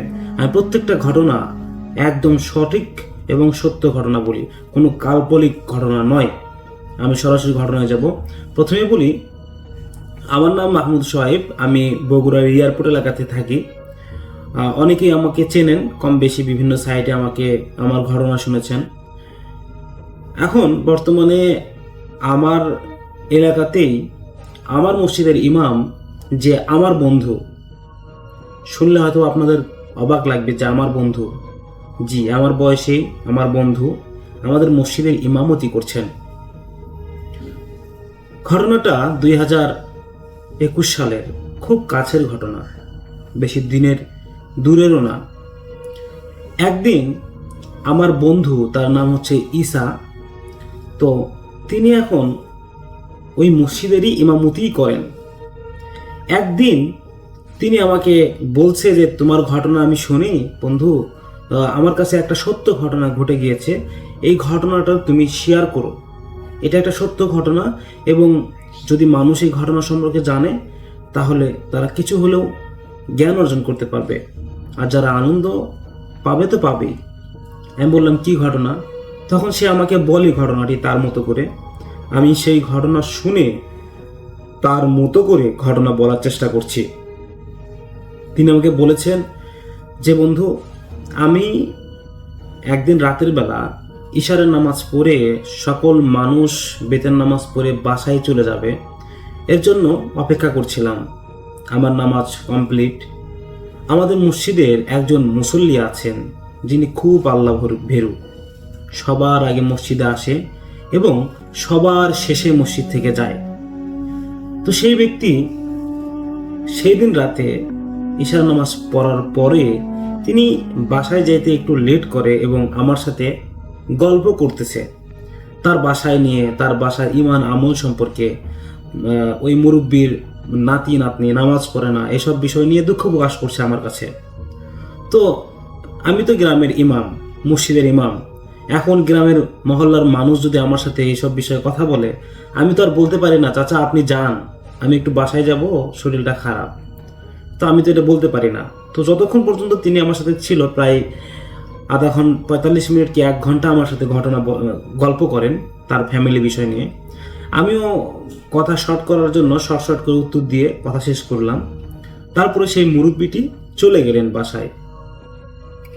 তো বাসায় যাওয়ার পরে আমি সেদিন বাসায় যাই। আমার বাসা মসজিদ থেকে 50 কদম দূরে, কিন্তু কাছাকাছি বাসা হলেও এই মসজিদ থেকে আমার বাসায় যাওয়ার রাস্তাটা খুবই ভয়ঙ্কর ছিল এবং দুই পাশে কবরস্থান, এবং এই কবরস্থানের কবরস্থানের মাটি ফেটে বিশাল বড় বড় বট গাছ, কোটি কোটি লতাপাতা ঝুলে আছে। ওই জঙ্গলটার ভিতরে কেউ যায় না। আর ওই জঙ্গলগুলোর ভিতরে যে বট গাছগুলো আছে, সেই বট গাছগুলো আরও পাশাপাশি তার লতাগুলো এমনভাবে মাটিতে ঝুলে গেছে, ওই লতাগুলোও একটা করে গাছে পরিণত হয়ে গেছে। যে কোনো ব্যক্তি ওই বট গাছ দেখলে ওই বট গাছের আসল গোড়াটা বা শিকড় কার সাথে আছে সেটা কেউ খুঁজে পাবে না। এটা আসলে খোঁজা বহুত মুশকিল। তো গ্রামের যারা মুরব্বী আছে তারা জানে কোনটা গাছের গোড়া। তো যাই হোক, আমি ইশারের নামাজ পড়ে আমার মসজিদের গেটে তালা দিয়ে, মসজিদের সাথে একটা ছোট ঘর আছে, ওই ঘরটাতে আমি থাকি। তো আমি ওই ঘরটাতেও তালা দিয়ে বাসার উদ্দেশ্যে যাই। প্রতিদিন সচরাচর আমি মসজিদেই থাকি, কিন্তু বাসায় যাওয়ার কারণ হচ্ছে ওই দিন আমার বাসার প্রত্যেকটা মেম্বার তারা আমার বোনের বাসায় গিয়েছিল। আমার বোনের বাচ্চা হয়েছে। আমারও মনটা খুব চেয়েছিল যে আমিও যাই আমার বোনের বাসায়, কিন্তু আমি যেতে পারিনি, কেননা মসজিদের একটা দায়িত্বে আছি, আর এই দায়িত্বটা অনেক বড়। আর আমার ফ্যামিলিতেও সবাই খুব আল্লাহওয়ালা, এজন্য আমাকে ছুটি নিতে নিষেধ করেছে। তো সেই দিন আমার বাসায় কেউ না থাকার কারণে আমি বাসায় যাই, বাসায় থাকার জন্য। বাসায় সেই সময় আমার আব্বু আম্মু অনেক চাষাবাদ করতো, বাসায় অনেক ফসল আদি ছিল, এই জন্য আমি বাসায় যাই। তো বাসায় যাওয়ার পরে আমি বাসায় মা মনে ভাত রেখে গেছিল। আমি যেখানে ভাত রাখে আর কি, আমাদের এলাকায় মিসকেপ বলে, তো সেখানে ভাত ছিল। আমি ভাত নিয়ে খাওয়া দাওয়া করে আমি ফোন টিপছিলাম, ফোনে ফেসবুক স্ক্রলিং করছিলাম। স্ক্রলিং করতে করতে কখন যে আমি ঘুমে গেছি রুমের ভিতরে আমি জানি না। তো ঘুম আসার পরে আমি একটু পরেই ঘুম থেকে উঠি, কেননা আমার ওয়াশরুমে যেতে হবে। তো আমি ওয়াশরুমে যাওয়ার জন্য ফোন হাতে নিয়ে আমি বাথরুমে যাই, এবং বাথরুমে যাবার পরে যখন আমি বাসায় আমার রুমে ঢুকি, এই রুমে ঢুকতেই আমি দেখি আমি যে খাটে ঘুমিয়েছিলাম ওই খাটে আরও একজন মানুষ বসে আছে। এমনভাবে বসে আছে তার মুখটা দেখা যাচ্ছিল না, এবং আমি খুব চেষ্টা করে ফোনের ফ্ল্যাশ জ্বালাতেই দেখি হুবাহু আমি বসে আছি। তখন সেকেন্ডের মধ্যে আমার বুকের ভিতরে একটা ধাক্কা দিয়ে উঠলো, কি ব্যাপার, আমি আমি এখানে, তাহলে ওখানে বসে আছে কে? এরকমটা ভাবতেই আমি আমার ঘরের দরজাটা ধারাস করে লেগে দিয়েছি ভয়ে। আমি ভয়ে কি করব কিছু বুঝতে পারছিলাম না। আমি আমার রুমের বারান্দায় এদিক ওদিকে দৌড়াদৌড়ি করছিলাম। আমি চিল্লালেও কেউ শোনার অপশন নাই, কারণ মসজিদ এবং আমার বাসাটাই একটু গ্রাম থেকে দূরের সাইডে ছিল। আর এমন একটা অবস্থায় এই 12:30 একটা মানে গ্রামের সকল মানুষ ঘুমে ব্যাভর। আপনারা জানেন গ্রামের মানুষগুলো সকাল সকালে ঘুমাতেই পছন্দ করে, ঠিক তেমনই সব মানুষগুলো ঘুমিয়ে গেছে। একটু বাড়িতে চিল্লায় তো আর লাভ হবে না। আমি এখন কি করব চিন্তা করতেছি। আমি আবার দোয়া দরুদ সব পড়ে মন বলতেছিল যে এই সময় আমি কিভাবে যাই। এটা ওই সময়টা ছিল আবার শীতের সময়। তো আমি দোয়া দরুদ পড়ে আমি দরজাটা খুলি, ভিতরে দেখি কেউ নেই। মনে একটা স্বস্তির নিয়ে আসলাম, কেননা আমি তো জানি প্রত্যেকটা মানুষের সাথে কারেন জিন নামে একটা জিন থাকে, আর সেই জিনই আমার রূপ ধরে ওখানে বসেছিল। যাই হোক, আমার একটা বিশ্বাস যে ওই জিন কোনো ক্ষতি করবে না। তো আমি আবার দোয়া দরুদ পড়ে শুয়ে গেলাম। কিছুক্ষণ শুয়ে ঘুম ধরছিল না, কিন্তু আমি এমনভাবে শুয়ে আছি যাতে আশেপাশে যদি কেউ থেকেও থাকে সে যেন বোঝে আমি আসলেই ঘুমিয়ে গেছি, সে যেন আমার কোনো ক্ষতি না করে। আমি আমার মনকে বোঝানোর খুবই ট্রাই করছিলাম যে আমি এমনভাবে শুয়ে থাকবো মনে হয় আমি ঘুমিয়েই আছি। কেউ থাকলে তো আমি সত্যি সত্যি যদি আমি ঘুমাই থাকি তাহলে তো কেউ এদিক দিয়ে যাতায়াত করলে আমি বুঝতে পারবো না বা জানতামও না। ঠিক তেমনটা করার চেষ্টা করছিলাম। আমি জেগে থাকা অবস্থায় এমনভাবে ঘুমের ভান করছি যে যেন আমি সত্যিই ঘুমিয়ে গেছি, কিন্তু আসলে সেই সময় আমি মোটেও ঘুমাইনি। আমার চোখ বন্ধ থাকলেও আমার কান ছিল সজাগ। কিছু একটা শব্দ হলেও আমি লাফ দিয়ে উঠব, এমন একটা চিন্তা ভাবনা আমার মনে একদম মানে ওই রকম হয়ে আছে আমার মনটা। আমি খুবই চিন্তা করছিলাম যে কি হবে এখন, কি করব এখন আমি তো রুমে না থেকেও পারছি না।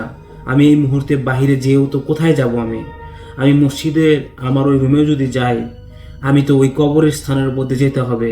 আর আমি এটা কি দেখলাম, কিভাবে যাব? আমি কোনো অপশন নেই। আমি ফোনে ট্রাই করলাম, আমাদের মসজিদের যে মেম্বার তাকে ফোন দেওয়ার ট্রাই করলাম, কিন্তু কোনো ব্যক্তি আমার ফোন রিসিভ করেনি। চিন্তা করলাম, মনে মনে চিন্তা করতেছি যে কি করা যায়। তাহলে আমি ঘুমের ভান করেই থাকি। তো ঘুমের ভান করে আর কতক্ষণ?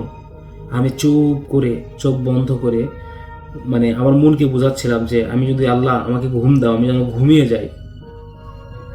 কোনো তো ক্ষতি হবে না, কোনো তো ক্ষতি করবে না কেউ। জিন এবং ইনসান আছে এটা আমরা জানি এবং আমি জানি, কিন্তু তারপরেও মনের একটা বিষয় আছে যে মনকে বোঝানো খুবই কঠিন। আমি যদিও জানি জিন আমার কিছু করবে না, কিন্তু তারপরেও আমার মন কেমন যেন অস্থিরতা বেড়েই যাচ্ছে। চোখ বন্ধ করে কান সজাগ যখন আমি হঠাৎ একটা শব্দ শুনতে পারলাম, আর এই শব্দটা কোনো কিছু পড়ে যাওয়ার শব্দ। তখন আমি আরো লেপের ভিতরে ঘাবড়ে গেছি। আমি ভয়ে আমার হাত পা কাঁপছে এবং আমার খাটটা কাঁপাকাঁপি শুরু করে দিয়েছে। আমি সেই মুহূর্তে বুঝতে পারছিলাম যে আমার ঘরে কিছু একটা আছে, কোনো একটা কিছু খুঁজতেছে। কিছুক্ষণ পরে গ্লাস পড়ে গেল আমার মিসকেপের উপর থেকে, এবং কিছুক্ষণ পরে ছোট একটা প্লেট ছিল, সেই প্লেটটাও পড়ে গেল। আমি এখন এমন অবস্থায় পড়ে গেছি, না পারছি চোখ খুলে দেখতে আর না পারছি কথা বলতে। এমন একটা পরিস্থিতির ভিতরে আমি ছিলাম। আমার চোখে ভয়ের কারণে আমার চোখে পানি চলে এসেছে, আর আমি সর্বদাই আল্লাহর কাছে বারবার মিনতি করছি, আল্লাহ আমাকে বাঁচাও, আল্লাহ আমাকে বাঁচাও। আমি এখন কি করব কোনো কিছু না বুঝে আমি মনে হলো আমি জোরে করে চিল্লায় উঠে বলি, এই কে ওখানে? এরকম করে চিল্লায় উঠি। মনের ভিতরে অনেক শক্তি আমার কিন্তু শক্তিগুলো প্রয়োগ করতে পারছি না আমার কথার মাধ্যমে। আমি বোবা হয়ে আছি। একটু পরে আমি এমনভাবে ঘুম থেকে উঠলাম, মানে প্রথমবার যেমন আমি ঘুম থেকে উঠে বাথরুমে গেলাম, ঠিক তেমনভাবে আমি, ও যদি ঘরে কিছু থাকেও সে যেন বোঝে যে আমি সত্যিই ঘুমাইছিলাম এবং আমার আবার বাথরুম পেয়েছে, আমি বাথরুমে যাব। আমি প্রথমে ক্ষমা চেয়ে নিব, আমার একটা ভালো মাইক্রোফোন নেই এবং যে ঘটনাটি বলেছি আসলে যে মাইক্রোফোন ছিল এই মাইক্রোফোনটা কানেক্ট করতে ভুলে গিয়েছি। আর এই ঘটনা তো আবার এভাবে বলাও সম্ভব না, একটু মানিয়ে নেবেন আজকে। তো পরবর্তী অংশে চলে যাই।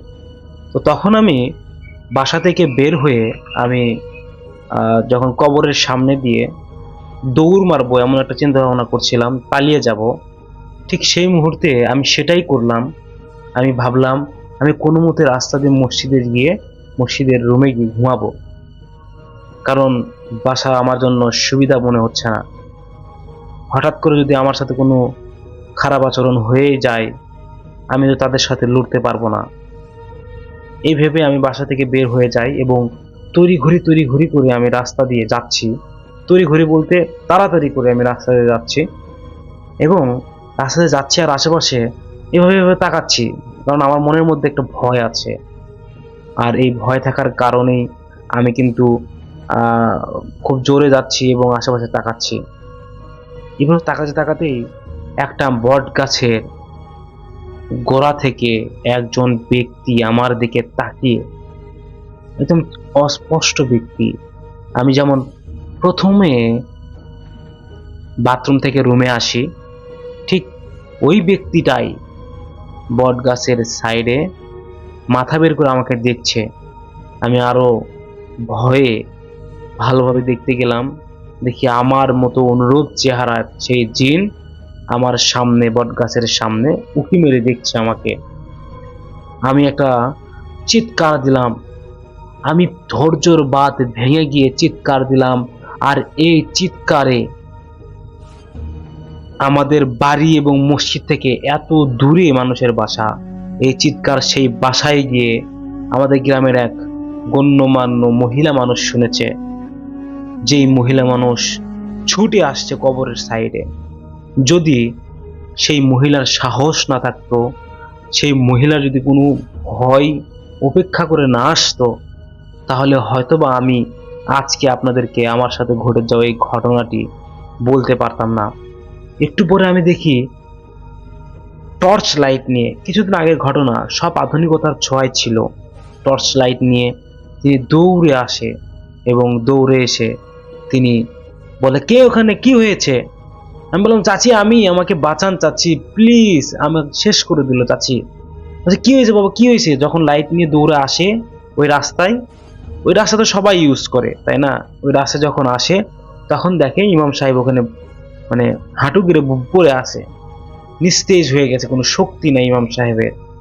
এবং যখন ওই মহিলাটা আসে তখন ইমাম সাহেব দেখে ওই ইমাম সাহেবের পুরো শরীর ভেজা, শুধুমাত্র ইমাম সাহেবের ভয়ে আর টেনশনে গা ঘেমে গিয়ে তার শরীর একদম চুপসে গেছে।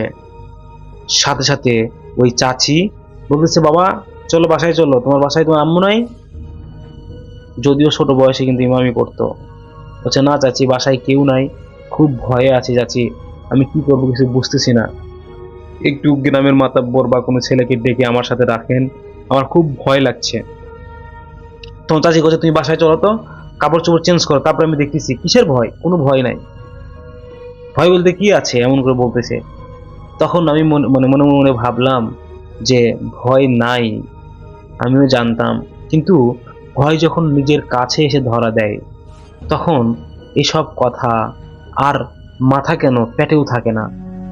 তো যাই হোক, যার সাথে ঘটে ঘটনা শুধু সেই বোঝে। একটু পরে ওই মহিলা আমাকে আমার বাসা পর্যন্ত নিয়ে যায়। নিয়ে যাওয়ার পরে আমাকে রুমের ভিতরে ঢুকে দিয়ে বলে, তুমি চেঞ্জ করো।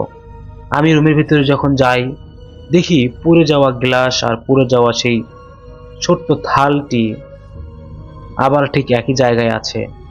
কিন্তু আমি দ্বিতীয়বার যখন বাথরুমে যাওয়ার জন্য ঘর থেকে উঠেছিলাম তখন ওই গ্লাস এবং ওই ছোট খোঁড়াটি আমি মেঝেতে পড়ে থাকা অবস্থায় দেখছি। আমি তো অস্পষ্ট দেখিনি, আমি স্পষ্ট দেখেছি।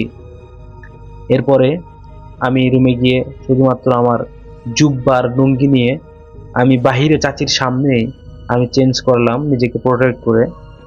তো চাচি বুঝতেই পেরেছে আমি কি রকমের ভয় পাইছি। তারপর চাচি ওই রাস্তা দিয়ে নিয়ে গেল আমাকে মাতব্বরের বাসায়। তো মাতব্বররা এমনভাবে ঘুম শীতের রাতে, তারা কেউ আর ওঠেনি ঘুম থেকে। গ্রামের একটা ছেলে ছিল যে খুবই 5 ওয়াক্ত নামাজ পড়তো, তাকে ডাক দেওয়ার পরে রাত 1টা বাজে, তখন 1:30 বাজে তখন। তো ওই খুলতে খুলতে ওই 2টা বাজে গেছে বা রুম। তারপরে ওই চাচি ওই ইমাম সাহেবকে ওই রুমে ওর সাথে থাকতে বলল এবং ওর সাথে থাকলো।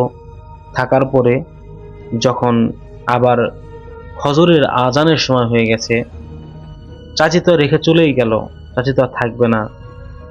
তখন যখন ফজরের নামাজ পড়তে যাব, তখন আমি ওই ভাইকে জিজ্ঞেস করলাম, ভাই একটু আমার সাথে মসজিদে চলো, আমি আজান দিব, আজানের সময় হয়ে গিয়েছে। তাকে কোনোভাবে ডেকে তোলা যাচ্ছে না, সে গভীর ঘুমে। বলছে, হুজুর আপনি যান, আমি আসতেছি। এখন আমি তো ইমাম, দায়িত্ব তো আমার, আমাকে তো আজান দিতেই হবে। যত যাই হোক, আমার ভয় লাগুক আর যাই হোক, আমাকে ওই কাজটা করতেই হবে, আজানটা দিতেই হবে। এটা আমি বুঝছি ঠিকই, ভাবতেছি ঠিকই, কিন্তু আসলে আমি সেই জায়গাতে যাওয়ার কোনো অপশন বা যাওয়ার মতো শক্তি সাহস আমি সঞ্চয় করতে পারছি না। পরে আমি আবার ডাকলাম, বারবার করে ডাকলাম। ডাকার পরে বললাম, চলো ভাই একটু। সে তাও ওঠে না, কিন্তু আমি তাকে নিয়ে যাওয়ার জন্য পাশের বোতল থেকে পানি নিয়ে তার মুখে যখন চিটিয়ে দেই, তখন ওই ব্যক্তির সম্মান হারিয়ে যায়, আমাকে অকথ্যভাবে বকাবকি করে এবং বলে, আপনি যান, আপনার কাজ আপনি করেন, আমি নামাজ পড়ার সময় নামাজ পড়বো, ডিস্টার্ব করেন না।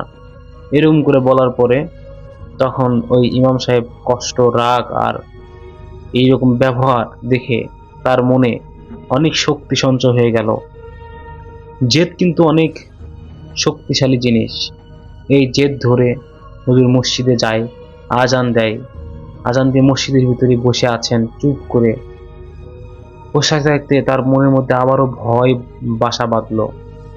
তিনি সাথে সাথে বারান্দায় আসে এবং বারান্দায় এসে এদিক ওদিক হাঁটাহাঁটি করছেন। হাঁটাহাঁটি করতে করতে করতে করতে কখন ভাবছেন, কখন একটা মুসল্লি আসে, কখন একটা মুসল্লি আসে। এই অপেক্ষায় চেয়ে আছে। শীতের রাতে কোনো মুসল্লি আসে না, কেউ আসে না। ভয়ে তার কলিজা শুকিয়ে গেছে। এরপরে তিনি দেখলেন ওই বকা দিছে যে ছেলে, সে আসতেছে লাইট নিয়ে এবং হুজুর এতই রেগে আছে তার প্রতি। সে আসলো, হুজুরের সাথে কথা বলল, হুজুর আমার আসলে ভুল হয়ে গেছে, আমি আপনার সাথে খারাপ ব্যবহার করেছি, আসলে আর বলেন না, আমি ঘুমাইছি 12টার দিকে, এরপরে আপনারা ডাকলেন, আর 1 ঘন্টা পরে কিভাবে উঠি বলেন। তো এটা বলার পরে হুজুর বলল, না ঠিক আছে চলেন, সমস্যা নেই। এখন মুসল্লি নাই কোনো। এখন যদি নামাজ পড়ানোর সময় মানে ওর মনের একটা ভয় যে পিছনে যদি জিন টিন এরা নামাজ পড়ে, যাই হোক এরকম আসলে ভয় হয়। আমি ঘটনাটি দীর্ঘ লম্বা করতে যাচ্ছি না, ঘটনার আরো কিছু অংশ আছে আমি বলবো। যখন তার ফ্যামিলির সকল মানুষ আছে বাসায়, তখন এসে এই ঘটনাগুলো চাচির মুখ থেকে শোনার পরে আমাকে আমার মা ডেকে বলে, বাবা আসলে কি সত্য ঘটনা এগুলা? তখন বলল যে হ্যাঁ মা, সত্য ঘটনা, সামান্যর জন্য বেঁচে গিয়েছি, না হলে আমার বিশাল বড় ক্ষতি হয়ে যেত। তখন বলল, এইরকম তোর বাবার সাথেও হয়েছে, যাই হোক এটা একটা জিন, তোর সাথে থাকা জিন, এ তোর কখনো ক্ষতি করতে পারবে না, তোকে ভয়ই দেখাবে শুধু, কিন্তু ও তোকে কিছু বলতে চায় বা তোর কোনো ভুল যদি থাকে সেই ভুলগুলো শুধরাতে চায়। তবে এমন কোনো ভুল কাজ করিস না যার মাসুল নিজের থেকে পেতে হয়। তোমার কথাগুলোকে আমি সেরকম ভাবে কাজে লাগিয়ে, আমি সবকিছু মন প্রাণ দিয়ে মার কথা কাজে লাগিয়ে নেক্সট দিন থেকে ভালোভাবে চলাফেরা করলাম। আমার একটা বদ অভ্যাস ছিল, আমি সেই বদ অভ্যাস উপস্থাপন করছি না, তবে আমি সেই বদ অভ্যাস থেকে ফিরে আসার পরে আর কোনো দিন আমার সাথে এই ঘটনাটি আর ঘটেনি। আমি আবার সেই আগের মতো ইমামি করি, কিন্তু আমার আগের মতো সাহসটা হারিয়ে ফেলেছি। তবে ইনশাআল্লাহ একটা সময় আবার সেই সাহস আসবে। আপনারা সবাই আমার জন্য দোয়া করবেন, আমি যেন প্রতিনিয়ত আপনাদের সাথে থাকতে পারি। এবং আমার সাথে আরও কিছু ঘটনা আছে, এই ঘটনাগুলো আমি শেয়ার করব।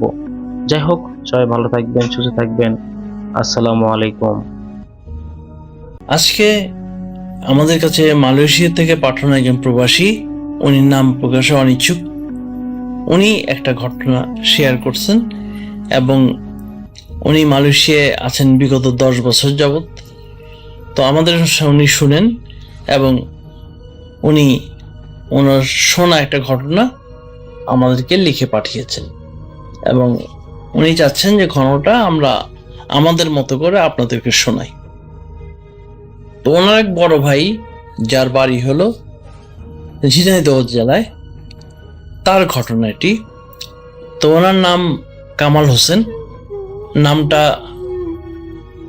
সদ্য হতে পারে, আসলেও হতে পারে, এটা উনি বলেন নাই। তো ঘটনাকাল কিন্তু আসলে অনেক আগের কথা। একটা মজার জিনিস হলো, ঘটনাটা হলো 1999 সালের ঘটনা। তো এখানে একটু আমার একটা ঘটনা বলি। 1999 শব্দটা আমার মনে একটু দাগ কেটে আছে। অর্থাৎ আমরা যখন স্কুলে পড়তাম, সে আমলে বিটিভিতে একটা ইংরেজি সিরিয়াল দেখানো হতো, স্পেস 1999।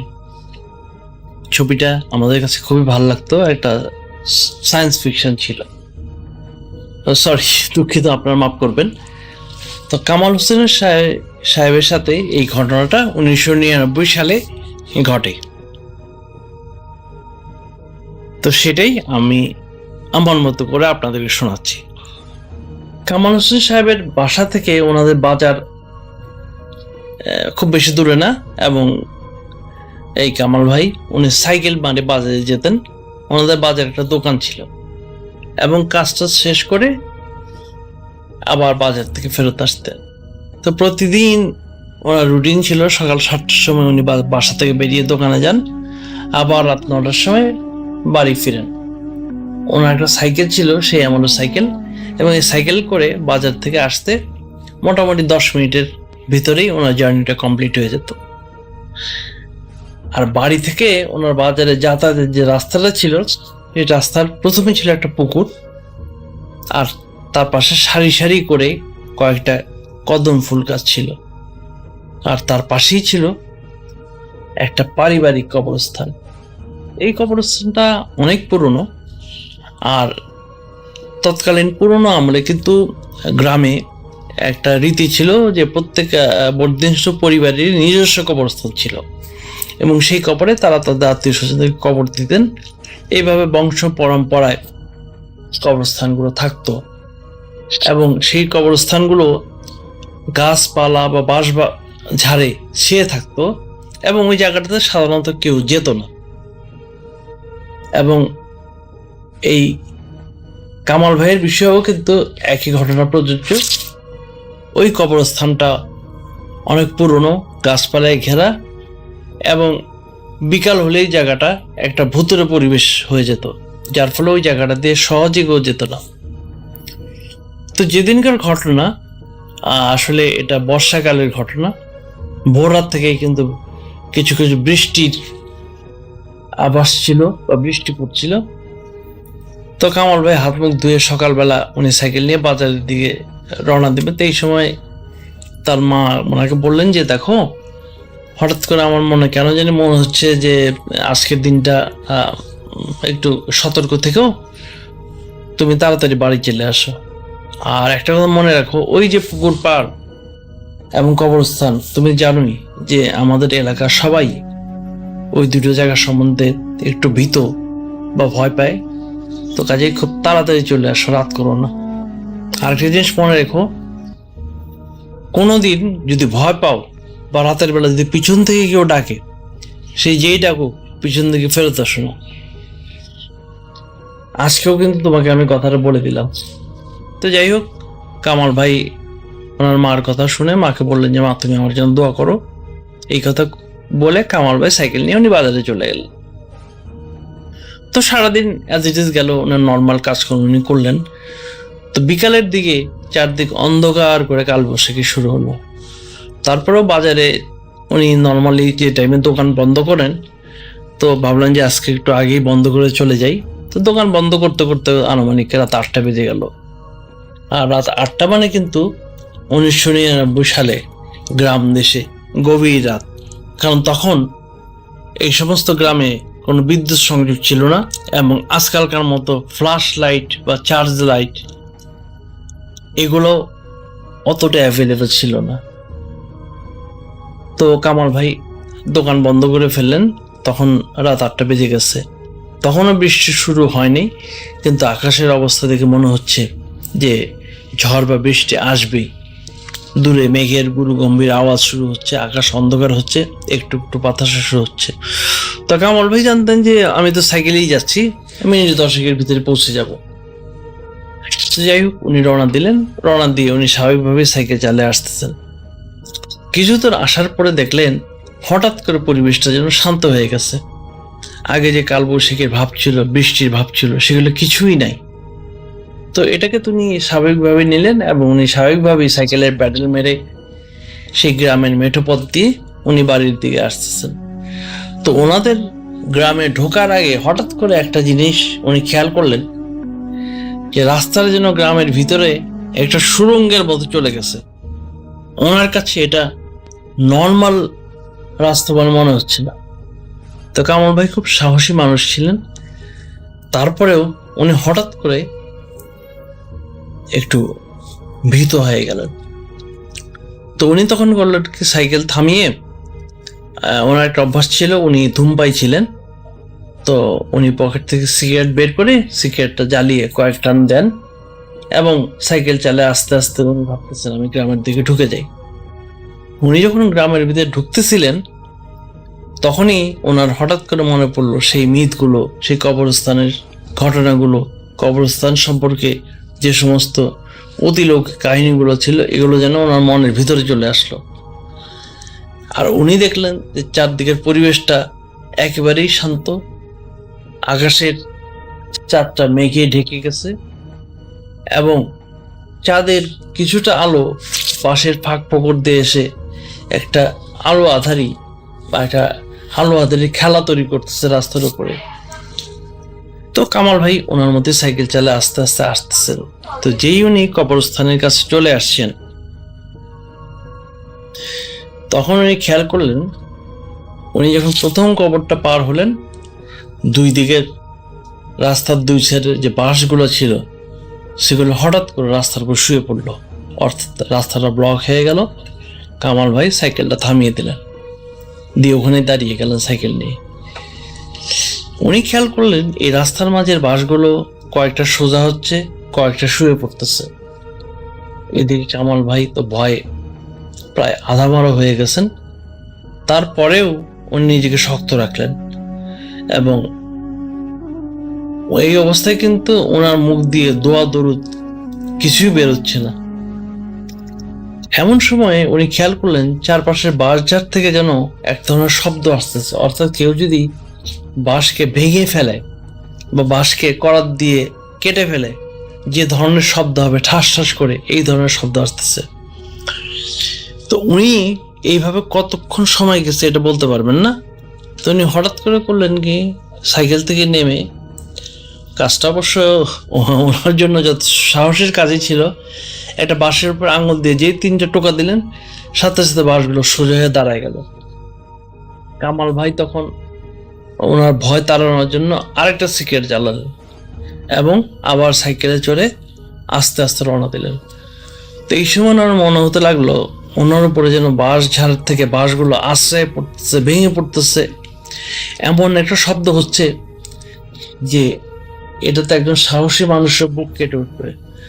এবং পিছন থেকে উনি নানান রকমের শব্দ শুনতেছেন, কোনো একবার কুকুরের ডাক, কোনো একবার বিড়ালের ডাক, কুকুর আপনি জানেন কুকুর কানলে একটা ভৌতিক শব্দ হয়, বিড়াল কানলে একটা ভৌতিক শব্দ হয়, এই ধরনের শব্দ শুরু হচ্ছে।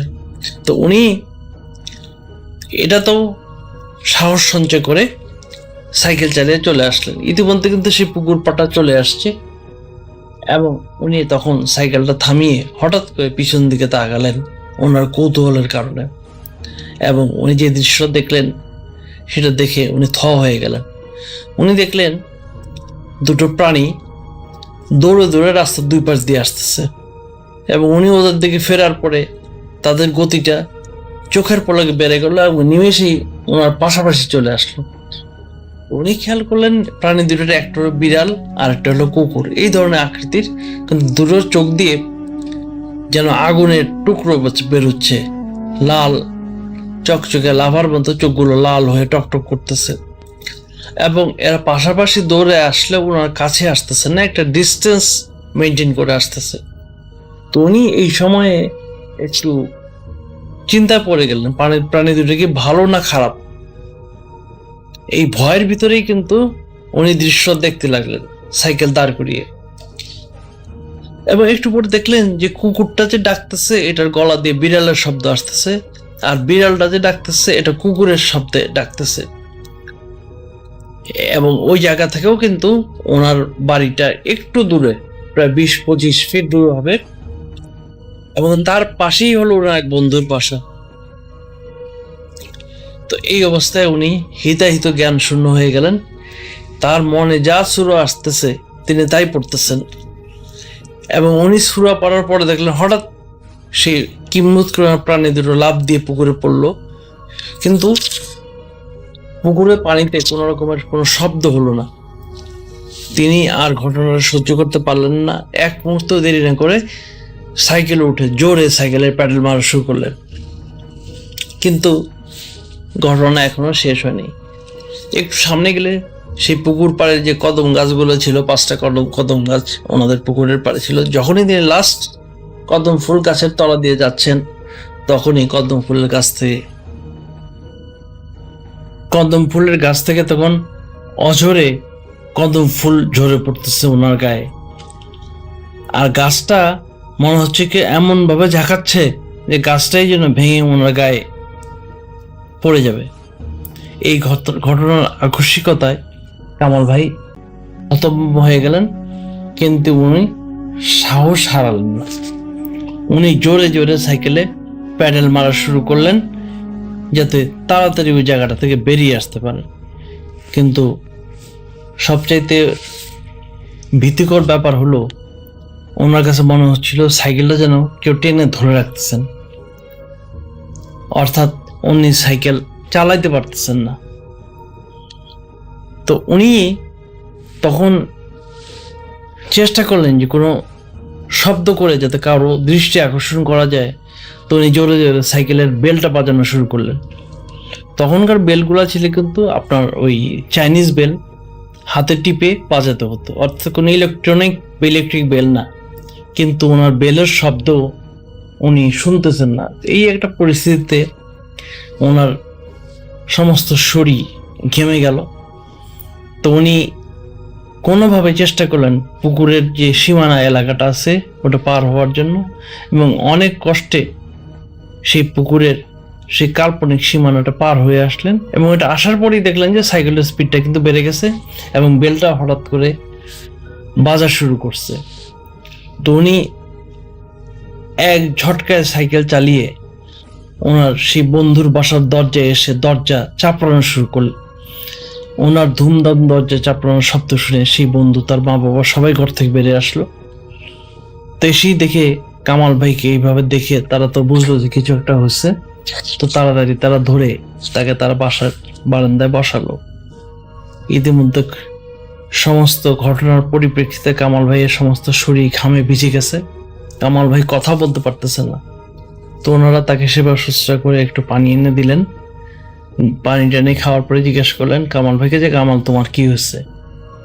তো কামাল ভাই তাদের কথা বলে যখন ঘটনাটা বোঝাতে চাইলেন, তারা দেখলেন যে কামাল ভাই তোতলাচ্ছেন।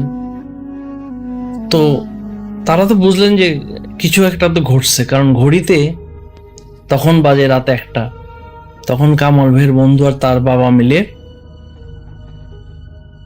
কামাল ভাইকে তার বাসায় পৌঁছে দিলেন। তো কামাল ভাইয়ের মা আর ভাইরা কিন্তু তারাও তখনও কিন্তু জেগেছিলেন যে এত রাত হয়ে গেছে, কামাল ভাই আসতেছে না।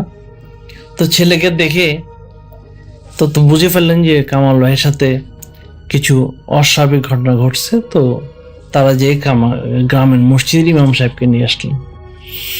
তো ইমাম সাহেব একজন কামাল মানুষ ছিলেন এবং কামাল ভাইদের বাসায় এই খবর পেয়ে উনি আসলেন।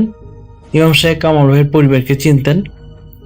কামাল ভাইকে দেখে হুজুর ভালো করে ঝেড়ে দেন আর একটু পানি দেন, এবং এরপরে কামাল ভাই আস্তে আস্তে সম্বিত ফিরে পান এবং পুরো ঘটনাটা কোনোভাবে হুজুরকে বলেন।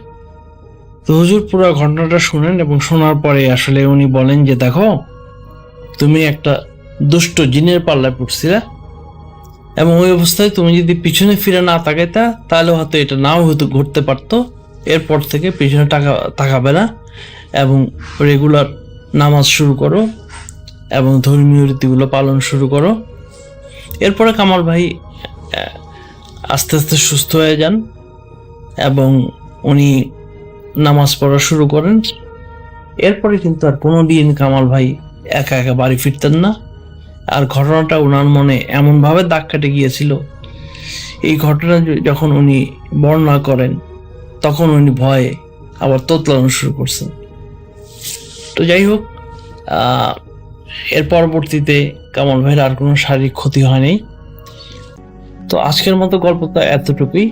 আমাদের সেই মালয়েশিয়া প্রবাসী যিনি ঘটনাটা পাঠাচ্ছেন তাকে অনেক ধন্যবাদ ভাই। আপনার নাম আমরা প্রকাশ করলাম না, যেহেতু আপনি বলছেন যে নাম প্রকাশ না করতে, এবং আমাদের মতো করে আপনারা ঘটনাটা শেয়ার করতে বলছেন। আমি জানি না ঘটনাটা কতটুকু আমি আপনাদেরকে শেয়ার করতে পেরেছি। শ্রোতাবৃন্দ, আপনাদের যদি ভালো লাগে তাহলে আপনারা অবশ্যই আমাদেরকে জানাবেন। আজকের মতো গল্পটা এটুকুই। আসসালামু আলাইকুম ভাইয়া, কেমন আছেন? আশা করছি ভালো আছেন এবং ভালো কাতারেই আছেন। ভাইয়া, ভয় এটা এমন জিনিস যে অনুভূতিটা সকল মানুষের মধ্যেই আছে। অনেকে প্রকাশ করে, অনেকে প্রকাশ করে না। তবে হ্যাঁ, ভয় কিন্তু সকলেই পায়। যদি কেউ বলে যে সে কখনো ভয় পায় না বা তার সাহস খুব বেশি, তাহলে আপনি তাকে অ্যাজ এ প্রুফ হিসাবে পরীক্ষা নেবেন। আপনি তাকে যখন পেছন থেকে হুট করে হাউ বলে উঠবেন, তখন দেখবেন সেও কিন্তু ভয় পেয়ে যাবে কিছুক্ষণের জন্য। এজন্য ভাইয়া, ভয় একটা এমন অনুভূতি যে এই ভয়টা সকলের মধ্যেই আছে। তো ভাইয়া, আজানের গল্প ইন্ট্রো বাদ দিয়ে চলুন শুরু করা যাক আজকের ঘটনা। আজকের এই গল্পটা আমাকে পাঠিয়েছে তানভীর ভাই, ঢাকা থেকে। তিনি নতুন একটি অফিসে নাইট শিফটে কাজ করতেন, আর এই ঘটনা শুরু হয় একটা সাধারণ লিফট দিয়ে। রাত তখন 1টা বাজে। অফিস পুরোপুরিভাবে ফাঁকা, শুধু তানভীর আর একজন সিকিউরিটি গার্ড নিচে অপেক্ষা করছে। তানভীর অর্থাৎ সিকিউরিটি গার্ড আটতলায় কাজ করছিল। সবকিছু স্বাভাবিকভাবেই ছিল। কাজ শেষে সে লিফট ডাকলো, লিফটও এলো, দরজাও খুলল। ভেতরে কেউ নেই। তানভীর ভিতরে ঢুকে জি প্রেস করলো, কিন্তু হঠাৎ সে দেখলো একটা অতিরিক্ত বোতাম জ্বলছে, 1 -1। সে তো ওই বোতাম চাপেনি, তবুও লিফট নিচে নামতে শুরু করলো। লিফট থামলো এবং ডিসপ্লেতে লেখা এলো -1। দরজাও খুলল। তানভীর বাহিরে তাকিয়ে সে পুরোপুরি অবাক হয়ে গেল। কোনো পার্কিং না, কোনো স্টোর রুম না, যেন শুধুই অন্ধকার আর অন্ধকার। তো অন্ধকার থেকে একটা কণ্ঠ ভেসে এলো, নাম। তানভীর দ্রুত ক্লোজ চাপলো, কিন্তু দরজা যেন বন্ধই হচ্ছে না। হঠাৎ কিছু একটা লিফটে ঢুকে গেল, কিন্তু তাকে স্বচোখে দেখা যাচ্ছে না। তার পাশে কেউ দাঁড়িয়ে সে অনুভব করলো যে আমার পাশে কেউ তো একজন আছে, কিন্তু তা দেখা যাচ্ছে না। লিফট নিজে থেকেই 4 তলাতে উঠে গেল। সে কোনো বোতামে চাপেনি। লিফটের আয়নায় তানভীর দেখলো তার পাশে দাঁড়িয়ে আছে একটা অবয়ব, কালো, চোখ ফাঁকা। সে ধীরে বলল, তুই নিচে নামিস নাই? তানভীর বলতেছে, মানে হলো সে পুরোপুরি ফিরে আসেনি। লিফটও খুলল, সব স্বাভাবিক, সেখানে কেউ নেই। পরের দিন সে আবার লিফটে উঠল। এবার নিজে থেকেই -1 চলে উঠল লিফটের মধ্যে। এখন যখনই সে একা লিফটে ওঠে তখনই দেখা যায় -1। যখন এরকম ঘটনা ঘটতে লাগলো তানভীরের সঙ্গে, তখন তানভীর খুব ঘাবড়ে গেল। তানভীর তারপরে তার নিজের অফিসটা চেঞ্জ করতে চাইলো, কিন্তু সমস্যা জায়গা না, সমস্যা তার সাথে চলছিল। সে যখন পুরাতন অফিসটা বাদ দিয়ে নতুন অফিসে জয়েন করলো, বিল্ডিং আলাদা, লিফটও আলাদা, সব কিছু নতুন। কিন্তু প্রথম দিন থেকেই লিফটে উঠে সে দেখলো একটা বোতাম জ্বলছে, -1। সে অবাক, এই বিল্ডিং এ তো -1 তলা তো নেই, তবুও বোতাম জ্বলছে, কেন জ্বলছে? হঠাৎ লিফটটা থেমে গেল, ডিসপ্লেতে লেখা আসলো -1, দরজাও খুলে গেল। তানভীর বাহিরে তাকালো, দেখলো পুরোপুরি হবে একই রকম অন্ধকার, কোনো পার্থক্য নেই। এবার সে অন্ধকারের ভিতরে কিছু একটা দেখতে পেল। অনেক মানুষ দাঁড়িয়ে আছে চুপচাপ, ওদের মধ্যে সে নিজের মুখ দেখল। সে ধীরে বলল, তুই এখনো উপরে আছিস? কিন্তু বেশি দিন না। হঠাৎ লিফটের দরজা বন্ধ হয়ে গেল, লিফট আবারও উপরে উঠতে লাগলো। এবার আয়নায় তার পাশে সেই অবয়ব স্পষ্ট, যে আগের চেয়েও কাছাকাছি দাঁড়িয়ে আছে তানভীরের শরীর ভয়ে ঠান্ডা হয়ে গেল, সে নড়তে পারছে না। প্রতিদিন লিফটে উঠলেই অবয়বটা আরো কাছে আসে। একদিন লিফটে সে একা ছিল, দরজাও বন্ধ, সব বোতাম নিভে গেল, শুধু একটা ছাড়া, আর সেটা হলো -1। লিফট দ্রুত নিচে নামতে লাগলো। এবার আগে চেয়ে তানভীর একটু ঘাবড়ে গেল, দেখলো যে এবার আগের মতো অন্ধকার না, একটা বড় জায়গা যেখানে অনেকগুলো লিফট আছে, সবখানে মানুষ দাঁড়িয়ে আছে। সে অনুভব করলো কেউ তার জায়গা নিচ্ছে। অফিসে সবাই বলল তানভীর আজ আসেনি। অর্থাৎ পরের দিনে অফিসে গুঞ্জন সরে গেল যে তানভীর সাহেব এখনো আসেনি। কেউ কেউ বলে লিফটের মাঝে মাঝে একজন দাঁড়িয়ে থাকে চুপচাপ। আর নতুন কেউ একা লিফটে উঠলেই -1 জ্বলে ওঠে। তো যখন এরকম খুব ঘটনা বাড়াবাড়ি হয়ে যাচ্ছিল, তখন সবাই মনে করেছিল যে তানভীর এখন ওই নিচের দুনিয়া আটকে গেছে। গল্প এখানে শেষ নয়, কিন্তু আসল সত্যি তখন সামনে এলো। শুধু একটা তলা না, ওইটা একটা নেটওয়ার্ক। বিভিন্ন বিল্ডিং থেকে খবর আসতে লাগলো, ভিন্ন ভিন্ন লিফট, ভিন্ন ভিন্ন শহর, তবুও মানুষ একই জায়গায় কথা বলছে। একটা অন্ধকার তলা, অনেকগুলো লিফটের দরজা আছে সেখানে, সব এক জায়গায় গিয়ে মিলানো আছে। মাঝে মাঝে কেউ ফিরে আসে, কিন্তু সে আর আগের মতো থাকতে পারে না। তারা চুপচাপ হয়ে যায় আর শুধু একটাই কথা বলে, ওইটা একটা জায়গা।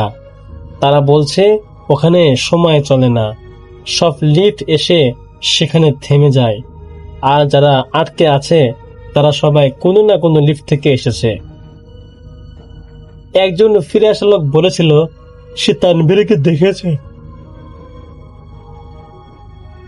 সে দাঁড়িয়েছিল এক দরজার সামনে মাথা নিচু করে। তানভীর ধীরে ধীরে লিফটের দিকে তাকাচ্ছিল।